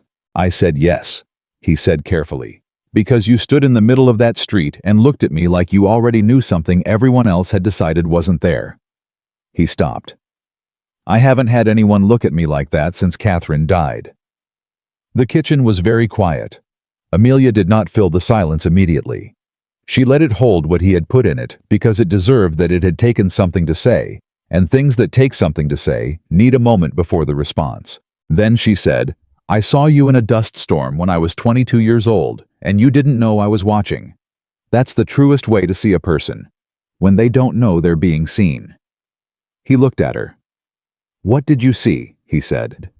"Someone who helped because it was the right thing to do and wanted nothing from it," she said. "That's a rare thing, Silas. Rarer than people think." Another pause. "Catherine would have liked you," he said quietly. It was the most personal thing he had said to her. She understood the weight of it, not as a comparison, not as a complication, but as a gift. As the thing a person offers when they finally trust someone enough to let them inside the part of the house that's been locked. "Tell me about her," Amelia said, and for the first time he did. Not much, not all at once. But enough. Her laugh, the way she argued about fence lines the morning she had announced she was planting fruit trees along the south wall, and he had told her it was a waste of good wall, and she had told him he had no vision, and she had been right. The way she had seen the land not as something to be managed, but as something to be partnered with. He talked for 20 minutes. The kettle boiled, and Amelia made coffee, and they sat in the kitchen with the cups warm between their palms and the night pressing quietly against the windows. When he stopped, it was not because there was nothing left to say. It was more like he had said what was ready to be said, and the rest was still finding its way. "Thank you," Amelia said. He looked at her questioningly. "For trusting me with her," she said. He nodded. Once. Slowly. They finished the coffee. "Get some sleep," she said. "Tomorrow's going to require everything we have." He stood, looked at her for a moment with that direct, unguarded look that she had come to understand was his truest expression, the one underneath all the containment. "Amelia," he said. "Yes, whatever happens tomorrow." He stopped, restarted. "I want you to know that what you've done, the documents, the people, all of it, I couldn't have done it. Not because I wasn't capable of the work, because I'd stopped believing it mattered." A pause. "You made it matter again." She held his gaze. "It always mattered," she said. "You just needed someone to remember that with you." He went back to his room. She sat alone at the table for a little while longer, with the lamp and the quiet and the small sounds of the Arizona night working through the walls. Then she went to bed and slept soundly until morning. The community hall was full by the time they arrived. Amelia had expected a crowd.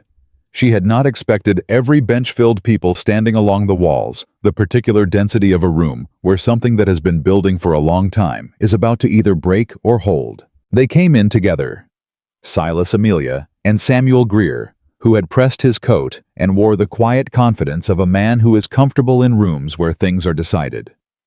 The shift in the room's sound when Silas walked in was immediate, a drop in volume, a current of awareness moving through the crowd, and Amelia felt Silas register it in the slight tightening of his jaw. She put her hand on his arm briefly. Not dramatically, just once. A pressure that said, "I'm here." Victor Hale was already at the front of the room, standing beside Sheriff Dunmore, with the ease of a man on his own ground. He was large, well-dressed, with the particular quality of wealth that has been in place long enough to look like permanence. He saw Silas come in. Something moved across his face, fast, controlled, but visible if you were looking for it. Amelia was looking for it. Thomas Greer was seated in the front row. He saw her, and his careful smile appeared right on schedule. She looked at him pleasantly and looked away. Dunmore called the meeting to order. He was a decent man. Amelia had decided not corrupt, not in Hale's pocket, but accustomed to navigating between forces he found uncomfortable, which made him susceptible to being managed by the most confident voice in the room. Hale spoke first. How was good at it? He was very good at it. The kind of speaker who sounds reasonable while building an unreasonable case, who uses words like community and stability and concern in ways that feel protective while meaning something more like control. He spoke about the valley's water rights, about the importance of cooperation with the territorial authority, about his deep personal investment in the well-being of every family in Red Hollow. And then, with the practiced ease of someone who has prepared this transition carefully, he turned to the matter of the Crowe property. He did not accuse directly. He was too sophisticated for that. He expressed concern. He referenced the complaint that had been filed with Tucson. How had he gotten that information? Amelia noted 2 weeks after they sent it and described it as a misunderstanding that had unfortunately drawn outside attention to a simple local matter. He mentioned in passing the incident on the road where Silas had allegedly threatened Thomas Greer. He mentioned the community's long-held uncertainties about Silas Crowe's character and conduct. He mentioned Samuel Greer the elder. He said gently, sadly, that the events of that storm were a tragedy that had affected everyone who knew the family. Samuel Greer the younger was on his feet before the next sentence. "My name is Samuel Greer," he said, and his voice carried the way trained voices do, clear and even. "Samuel Greer the second. My father is Samuel Greer the first, the man you are referencing." He paused. "My father is alive. He is 73 years old, and he lives in Flagstaff. And he sent me here with a legal statement describing exactly what happened in that storm, because he has had enough of his name being used to damage a man who saved his life." The room changed. Not dramatically, not all at once, but the particular sound of a crowd when a fundamental assumption cracks was unmistakable. Hale recovered quickly. "I was not aware that." "The statement is witnessed and notarized," Samuel said, holding up the document. "I can read it in full if the room would like to hear it, or I can submit it directly to the county recorder who is present this evening." He looked at Hale with the calm, precise gaze of a lawyer who has identified the mechanism he's dealing with. "I'd recommend the latter, but I'm flexible." Dunmore said, "Mr. Greer, is it please? I'd also like to introduce a complaint." Samuel continued, not loudly, but with the steady momentum of a man who knows where the ground is.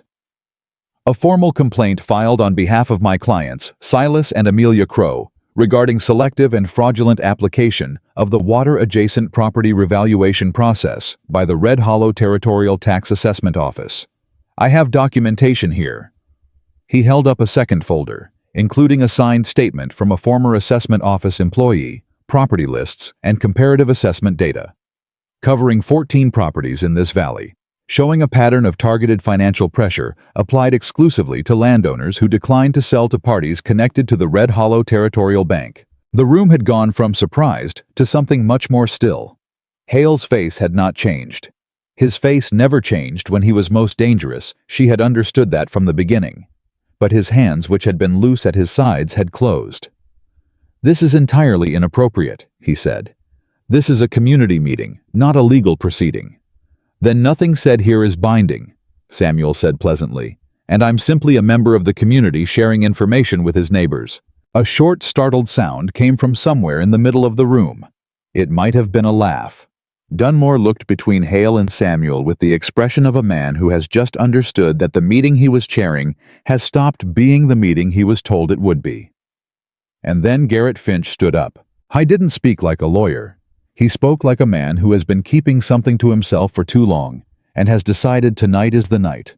It comes out plain and direct, and with the authority of someone who has nothing to gain from saying it, except the satisfaction of the truth being said." He described his assessment. He described the conversation he'd had with other landowners.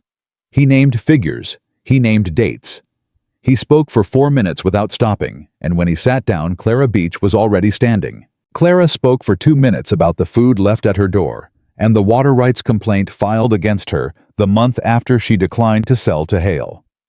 She spoke without drama, without performance, in the voice of a woman who is simply stating facts she has had a long time to decide were worth stating. Roy Alcott spoke. The pharmacist spoke. 2 other men spoke who Amelia had not coordinated with. They had simply come, heard, and decided. And with each voice, something in the room changed. Not everyone. Not all at once. There were people along the walls who remained carefully expressionless, their loyalties or their fear keeping them anchored to stillness. Hale still stood at the front of the room with his controlled composure. Thomas Greer's careful smile had never left his face. But the majority of the room, the farmers, the tradespeople, the families who had lived alongside this valley's silence for years, were looking at each other now with the expression of people who have discovered that what they thought was a private doubt was actually a shared one. Hale said, "These are allegations without Mr. Hale." Amelia stood up. The room went quiet in a different way. She had not planned to be the one to speak. She had planned to let the documents and the witnesses do the work, because she understood that the story of a woman who had married a feared man and then become his advocate was a story that some people would find easier to dismiss than the story of unconnected witnesses speaking from their own experience. But she stood up. "You had my father's property assessed at a rate that helped drive him into debt he couldn't clear." "Clear," she said. "The same office, the same process, the same signature on the paperwork. My father was not a Crow neighbor. He had no water-adjacent land. But he had land in the corridor that your rail spur survey identified 3 years ago, and he wouldn't sell, and within 18 months of that refusal, his assessments increased by 40% over 2 years. She kept her voice even. She kept her eyes on Hale.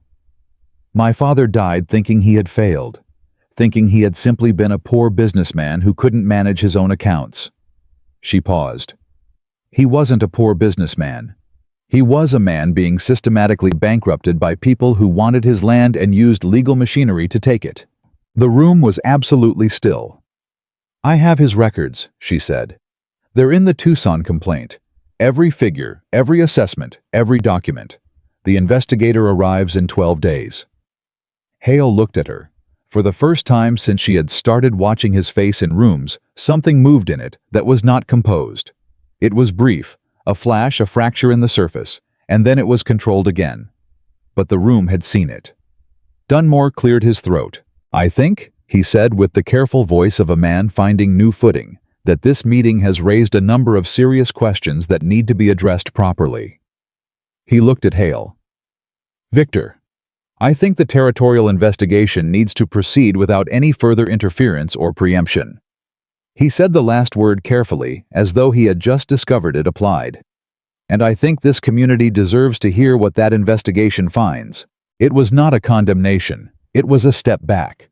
But from Dunmore in this room with Hale standing 3 feet away, it was the most significant thing that had happened all evening. Hale said nothing. His silence was louder than anything he could have said. They walked out of the community hall into the cold October night, the three of them, and stood for a moment in the quiet that follows a room full of sound. Samuel Greer buttoned his coat and said, "The investigator is going to have a very full docket when he arrives." "Yes," Amelia said. "Hale will lawyer up by morning," Samuel said. "He's not finished. I want to be clear about that. What happened in there was a beginning, not an ending." "I know," Amelia said. "But it was a good beginning," Samuel said. He looked at Silas. "Your father's name." He stopped. "My father wanted me to tell you that he spent 6 years watching what was being done to your name and feeling responsible for not correcting it. He said the least he could do was give you the truth before it was too late to matter." Silas was quiet for a moment. "Tell him it's not too late," he said. Samuel nodded. He shook Silas's hand, a firm, direct handshake man to man, no ceremony in it, and then walked to his horse. They watched him go. Then Silas turned and looked at Amelia. The night was cold and clear, the kind of Arizona cold that has nothing damp in it, that makes the air feel sharp and honest. She could see his breath and her own. "You said something in there," he said. "About your father." "Yes," she said. "You didn't tell me that part," he said. "About the assessment being the same process." She had discovered it 3 days ago. She had not brought it to him because she had not been sure whether it was something she could say out loud yet, without the emotion in it, interfering with the logic of it. "I know," she said. He looked at her for a moment. "I'm sorry," he said. "About your father. About what they did to him." She held his gaze. "So am I," she said. And then, because she was very tired, and because the night was very honest, and because some things need to be said to someone, he was a good man, he deserved better. "Yes," Silas said. They stood in the dark for the moment. Then he said, "Come on, it's cold." And they walked back to the wagon together, and he drove them home through the October dark, and neither of them spoke for most of the ride. But the silence between them had changed again, had deepened into something that was no longer the shared language of two people managing a practical arrangement, but something older and quieter and more true. Halfway home, without looking at her, Silas said, "She would have liked you." He had said it once before about Catherine. But this time it meant something different. This time it wasn't an offering of trust. It was a statement of something that had moved past trust into territory that didn't yet have a name between them, but was there solid and real, the way the land under their wheels was solid and real. Amelia looked at the road ahead. "I know," she said softly. The wagon moved through the dark, and somewhere behind them, in the lit windows of Red Hollow's community hall, the conversation that had started that evening continued. Voices, some of them that had been silent for years, beginning to remember what it felt like to say the truth out loud. The territorial investigator arrived on a Thursday. His name was Harlan Webb, and he came alone, which surprised people who had expected something more official. A party of men, perhaps, with the particular theatrical quality of government authority, making itself visible. Instead, there was simply one man on a bay horse, middle-aged with a leather satchel, and the unhurried manner of someone who has done this long enough to know that the quality of the work matters more than the appearance of it. He went directly to the county recorder's office. He did not stop at the hotel first. He did not make social calls. He asked for the files that had been submitted under the Crowe complaint, sat down at the recorder's desk, and began to read. Amelia knew all of this because Martha Halverson told her, and Martha knew because her husband Jim had been at the recorder's office when Webb arrived, and Jim had watched the man read for 2 hours without moving from his chair except to turn pages. "He's thorough," Martha said. "Good," Amelia said. She was at the Crowe kitchen table when Martha came by, working through a final set of comparative documents. She had prepared a side-by-side analysis of every assessment in the rail spur corridor over the past 4 years, formatted so that the pattern was visible at a glance, even to someone who was not familiar with the details. She had been up since 5 working on it. She was going to hand it to Webb personally. Silas came in from the barn as Martha was leaving. He looked at the papers spread across the table, and then at Amelia's face, which apparently told him something. "You didn't sleep," he said. "I slept enough," she said. I went to the stove and poured coffee, and set a cup in front of her without asking. She had noticed he had started doing that small practical acts of attention that arrived without announcement and without expectation of acknowledgement. She had started noticing when they happened, and finding that she looked forward to them in a way that was quiet and genuine and had nothing performative in it. "Webb is at the recorder's office," she said. "He's reading." "Good," Silas said. "I want to go see him today," she said. "Bring him the comparative analysis."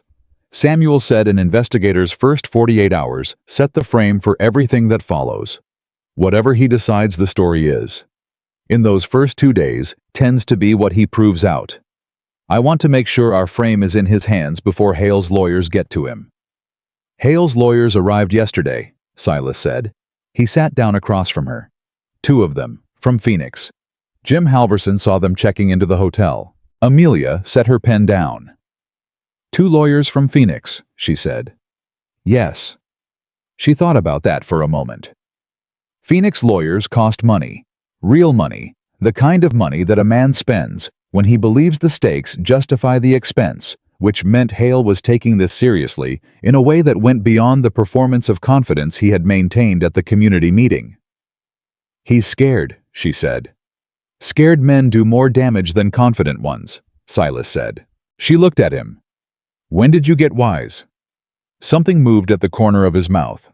Not quite a smile, but the closest thing to one that appeared on Silas Crowe's face in ordinary daylight. "I had help." She picked up her pen. "Then we moved today," she said. "Both of us." Harlan Webb received them in the recorder's office at 2 in the afternoon, in a room that had been temporarily cleared of the recorder's usual business to give him working space. He was a precise man with a precise handshake and the habit of looking at whatever he was listening to. Papers faces the middle distance with the same quality of complete attention that made a person feel both studied and respected. He had already read the Tucson complaint. He had the Deering statement. He had the property list.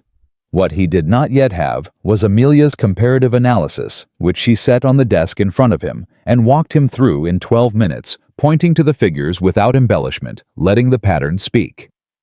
He asked 4 questions, precise ones about methodology and source verification. She answered all 4 without hesitation. He looked at the document for a moment after. Then he looked at Silas.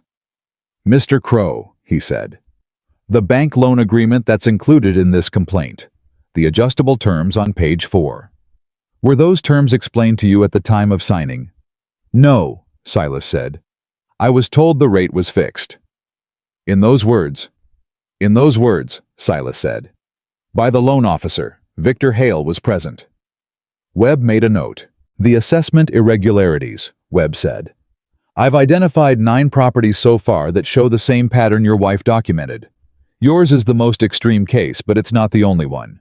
He paused. "What I need to understand is the timeline. The rail spur survey.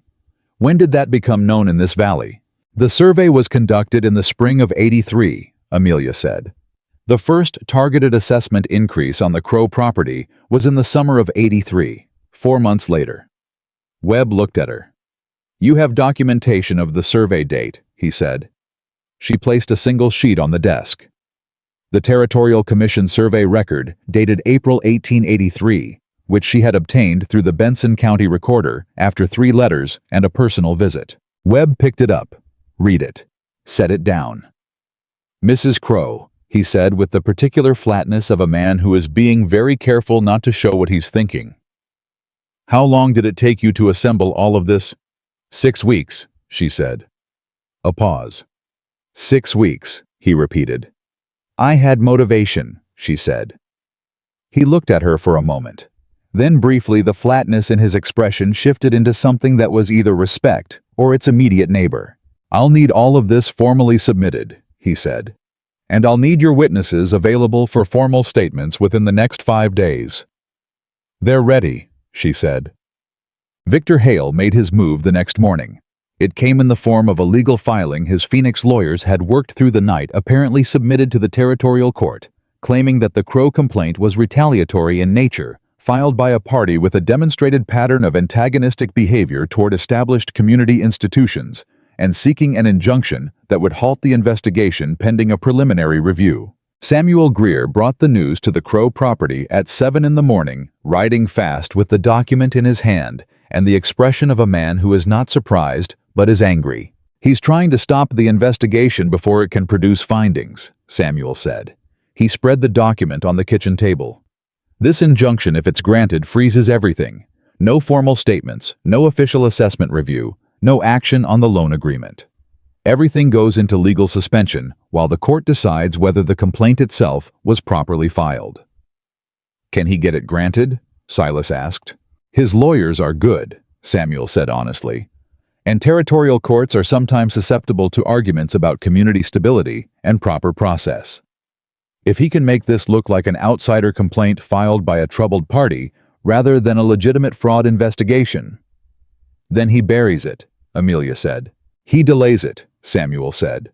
"Which in practical terms means the same thing. By the time it comes back up, Webb's momentum is gone, witnesses have moved on, and the documentation loses its context." Amelia looked at the filing. Her eyes moved through it quickly. She had read enough legal language over the past 6 weeks to move through it without getting lost in it. She found the paragraph she was looking for. "He's claiming the complaint was filed in bad faith," she said. "That I assembled the documentation not in pursuit of a legitimate grievance, but in pursuit of a personal vendetta stemming from my father's debt situation." She looked up. "He's making this about me, specifically. He's arguing that my involvement discredits the complaint." "Yes," Samuel said. "Then we separate it," she said immediately. "The complaint doesn't need me. It needs the documents. Garrett Finch's assessment irregularities have nothing to do with my father's situation. Clara Beach's water rights complaint has nothing to do with it. The Deering statement has nothing to do with it." She looked at Samuel. "What happens if we request that the complaint be refiled under multiple complainants? Finch Beach, the other property owners who have the same documentation. It becomes a community complaint, not a personal one." Samuel was quiet for a moment. Then he said, "That's exactly right. And if we move today before the injunction is heard, then by the time his lawyers are standing in front of a judge, arguing that Amelia Crowe has a personal vendetta," Silas said, catching it, "the complaint is already on record under 9 other names."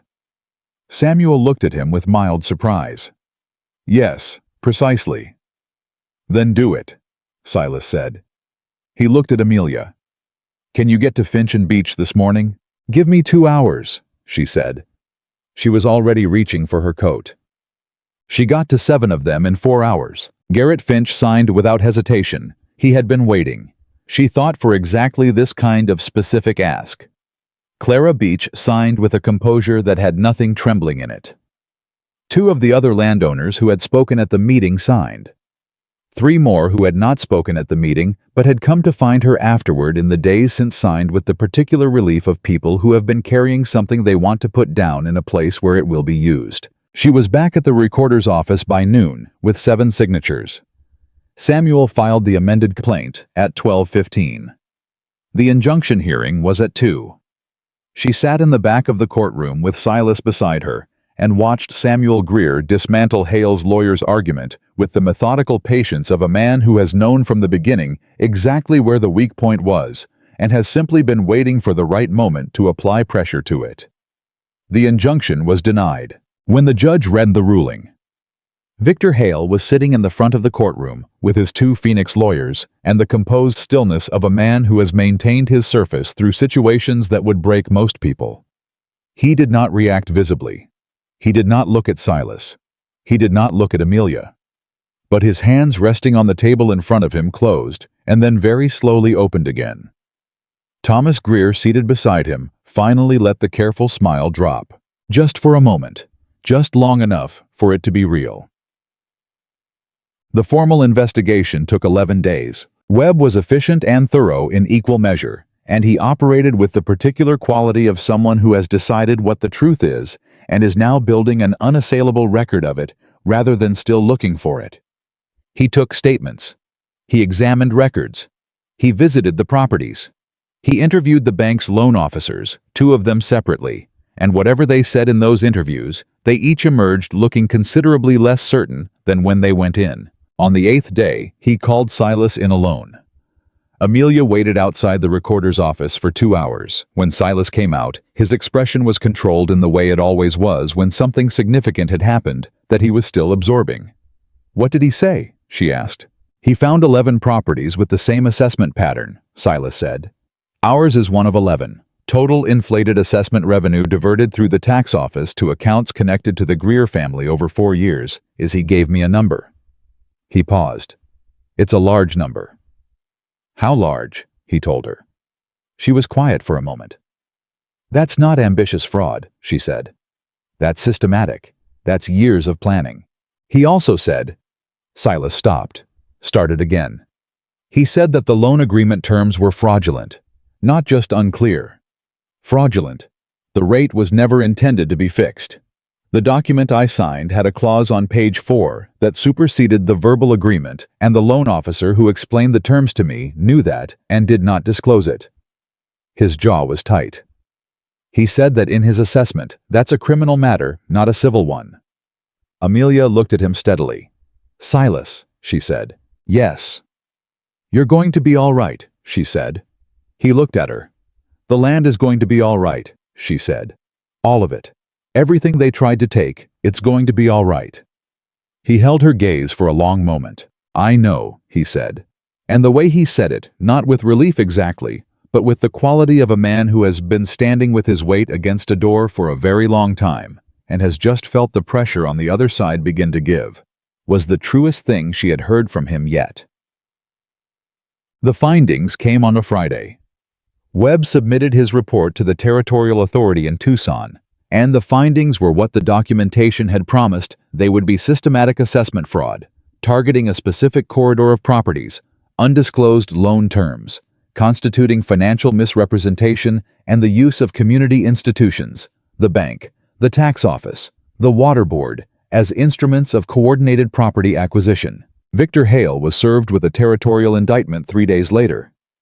Thomas Greer resigned from his position on the county advisory board the same afternoon before anyone had to ask him to. He did it quietly with a one-line letter, which was exactly the measure of his character. The Phoenix lawyers left on the Monday stage. The thing that happened after was not dramatic. That was what Amelia would remember most clearly looking back, not the courtroom, not the filing, not the moment the investigator read his findings. What she would remember was the weeks after, when Red Hollow began slowly and without announcement to do the thing that towns do when the story they have been telling themselves for years turns out to have been wrong. People are not quick to admit that. Admission is a slow process, private and uncomfortable, and most people manage it not through direct confession, but through changed behavior, through the small adjustments in how they move, how they speak, what they choose to acknowledge. Jim Halverson stopped taking the long way around the Crowe fence line when he was riding north.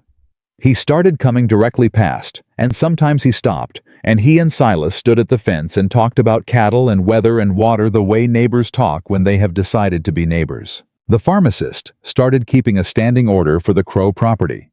Nothing dramatic, just an acknowledgement that the account was to be treated as a priority account, the kind of small professional courtesy extended to people you respect. Clara Beach brought a pie to the Crowe property on a Saturday morning. She set it on the porch and knocked, and when Amelia answered, she said simply, I thought you both could use something sweet." She didn't stay long. She didn't make a speech about it. But she came every few weeks after that, and she and Amelia began the kind of friendship that starts practical and becomes genuine, without either person quite deciding when the transition happened. The school teacher asked Silas if he would be willing to advise on a repair to the school's back fence, just advise. He came, looked at it, and fixed it himself in an afternoon. The teacher thanked him. Silas said it was nothing. But Amelia, who had watched from a distance, had seen something in his posture when the teacher thanked him, a straightening, a brief unclenching that was worth more than she could have put into words. The first time, Red Hollow truly saw him not as a legend or a threat or a rumor or a case to be investigated, but simply as a man who lived among them and worked his land and kept his word, was on a Wednesday in December. The Alcott family's barn had caught fire.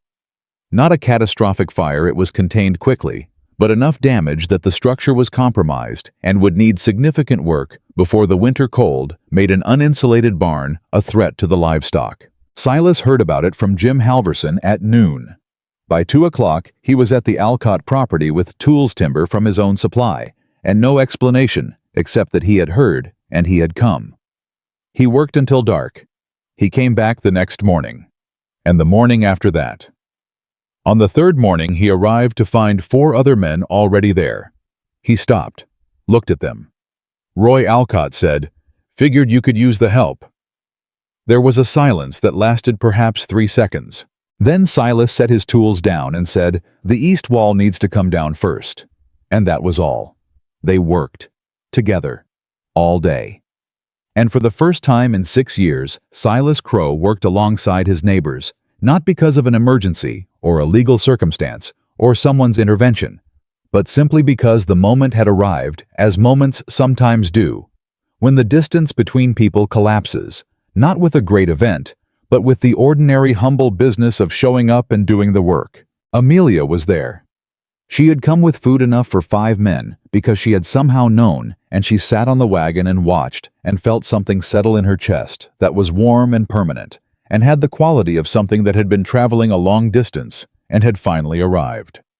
That evening, back at the property, Silas sat at the kitchen table without speaking for a long time. Amelia let him. She was used to his silences, now could read them the way she had learned to read the valley's weather, what kind they were, how long they needed, what was happening underneath them. This one was the long, deep kind, the kind that comes after something significant. Finally, he said, "I spent years proving I wasn't a monster. I forgot I was already a man." She looked up from the ledger she had been working in. He was looking at the shelf above the fireplace, at the pocket watch. "I put it there when she died," he said. "Stopped it at the time. I don't know why. It seemed like the right way to mark it, to say that time had stopped." Amelia was very still. "But it didn't stop," he said. "Time didn't stop. The land kept going. The seasons kept going." He paused. "I kept going. I just forgot for a while that going was enough." He reached up and took the watch down from the shelf. He held it in his hand. Then he opened the back of the case and wound it.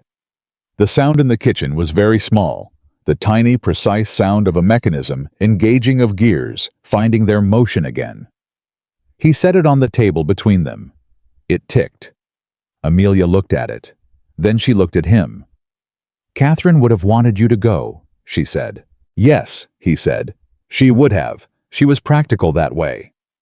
Something in his face moved grief and love and humor, all present at once in the specific mixture that is produced only by the memory of someone truly known. She would have said, "Silas, stop being theatrical about it and wind the damn watch." Amelia laughed. She didn't mean to. It arrived without planning, real and uncomplicated. Silas looked at her when she laughed, and the thing that crossed his face was so open that it was almost startling. As though he had forgotten what it felt like to be in a room with laughter that was real, and the reminder had arrived faster than his defenses could manage. "She would have liked you," he said, for the 3rd time. But this time, it didn't mean what it had meant the first 2 times. This time, it meant something that was entirely its own. Amelia held his gaze. "Silas," she said. Yes. She had been careful. She had been deliberate about being careful, about not presuming, not pushing past what the arrangement was, or what it had become, about respecting the pace at which he moved toward things. She had understood from the beginning that this was a man who had loved once deeply, and lost that love in a way that had fundamentally reorganized him, and that the ground between them was not simple ground. But they were past careful, she thought. They had been past careful for some time. What are we? She said. Now, what is this? He looked at her for a long moment. I don't know what to call it, he said. Neither do I, she said. But it's not what it started as. No, he agreed. It's not. And you're not afraid of it? She asked. He was quiet. Not evasive, she knew the difference, but genuinely considering. The honest pause of a man taking a true account of himself. I'm afraid, he said. Some. Yes. He looked at the watch ticking on the table between them. But I'm more afraid of what it costs to not to keep the door closed when there's something real on the other side of it. She reached across the table. She put her hand over his. He looked at it, then at her. And the expression on his face, unguarded, uncontained, without the careful management that 6 years of isolation had built, and she had spent 6 weeks quietly dismantling, was the most honest thing she had ever seen on a human face. He turned his hand over and held hers. I don't know how to do this again, he said. Neither do I, she said. Not like this, not from here. She looked at him directly. But I know how to learn things. So do I, he said. Outside, the December dark had settled over the valley. The last of the fruit trees along the south wall held their bare branches against the cold, waiting with the patient certainty of living things for the season that would bring them back. The watch ticked on the table, and in the kitchen of the Crowe property, with the lamp between them and the winter doing its quiet work outside, two people who had both lost more than most people ever risk held onto each other's hands and let the future be uncertain and real and worth moving toward. A year later, the Crowe property was a different place. The territorial court had ordered the reversal of 6 years of fraudulent assessments, with restitution applied to all 11 affected properties. Victor Hale was awaiting trial in Tucson on charges of financial fraud and misuse of a public institution. Thomas Greer had left Red Hollow Valley entirely, no announcement, no farewell, simply a closed office and a for sale sign that appeared one morning in February. The bank had new management court appointed that charged standard rates and answered questions directly. The Hart property, her father's land. The piece that had started all of it had been returned to Amelia through the restitution process. Not because she had asked for it, because the investigation had found that the debt arrangement that had produced the lien was itself a product of the same fraudulent assessment structure and therefore legally void. She had stood in front of the property document for a long time when Samuel brought it to her. Your father's land, Samuel said. She looked at it. It's our land now, she said. On a morning in late October, one year, almost exactly from the morning she had crossed Red Hollow's Main Street with her chin up and her hand steady, Amelia was standing at the east fence line watching the valley do the particular thing it did in autumn, the light going gold and long across the red ground, when she heard hoofbeats behind her. Silas pulled up alongside her and dismounted. He stood beside her at the fence. They looked at the valley together. Do you still think everyone is afraid of you? She said. He was quiet for a moment. No, he said. Why not? He turned and looked at her. The morning light was on his face. The containment was still there. It would always be part of him, built too deep to leave entirely. But beneath it, visible now to anyone paying attention, was the man that had always been underneath. Because one woman wasn't, he said.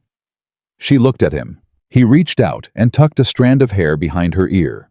The gesture of a man who has learned slowly, and with great care, that tenderness is not the same as weakness, and that the bravest thing a person can do is remain soft in the places that have been broken. I was wrong, by the way, he said. About one thing. Only one, she said, almost a smile. When you proposed, I thought it was about the land. It was partly about the land, she said honestly. I know, he said. "But you stayed for something else." She held his gaze. "Yes," she said. He put his arm around her shoulders. She leaned into him. They stood at the fence in the October morning and looked at the valley. Their valley, both of theirs, land that had been fought for, and nearly lost and fought for again, and held the way things worth holding always require holding with both hands and full attention and the willingness to stand in the street and say out loud what you know to be true, even when the whole town is watching. The Black Wolf of Red Hollow was not a wolf. How was a man who had been waiting without knowing? He was waiting for someone to walk toward him instead of away. She had walked toward him, and the life that came from that single act of courage, the documents and the hearings and the witnesses and the long evenings at the kitchen table and the watch ticking again on the shelf and the fruit trees fruiting in summer and the neighbors who came now, without hesitation, all of it, every piece of it had grown from the moment a 25-year-old woman decided that what she knew to be true was worth standing in the middle of a street to say. The valley held them in its morning light. The watch ticked in the house behind them. And Red Hollow finally knew the name Crowe, not as a warning, but as something it had needed all along. Proof that the most feared thing in a small town is not always a monster, but sometimes simply a truth that no one was brave enough yet to speak.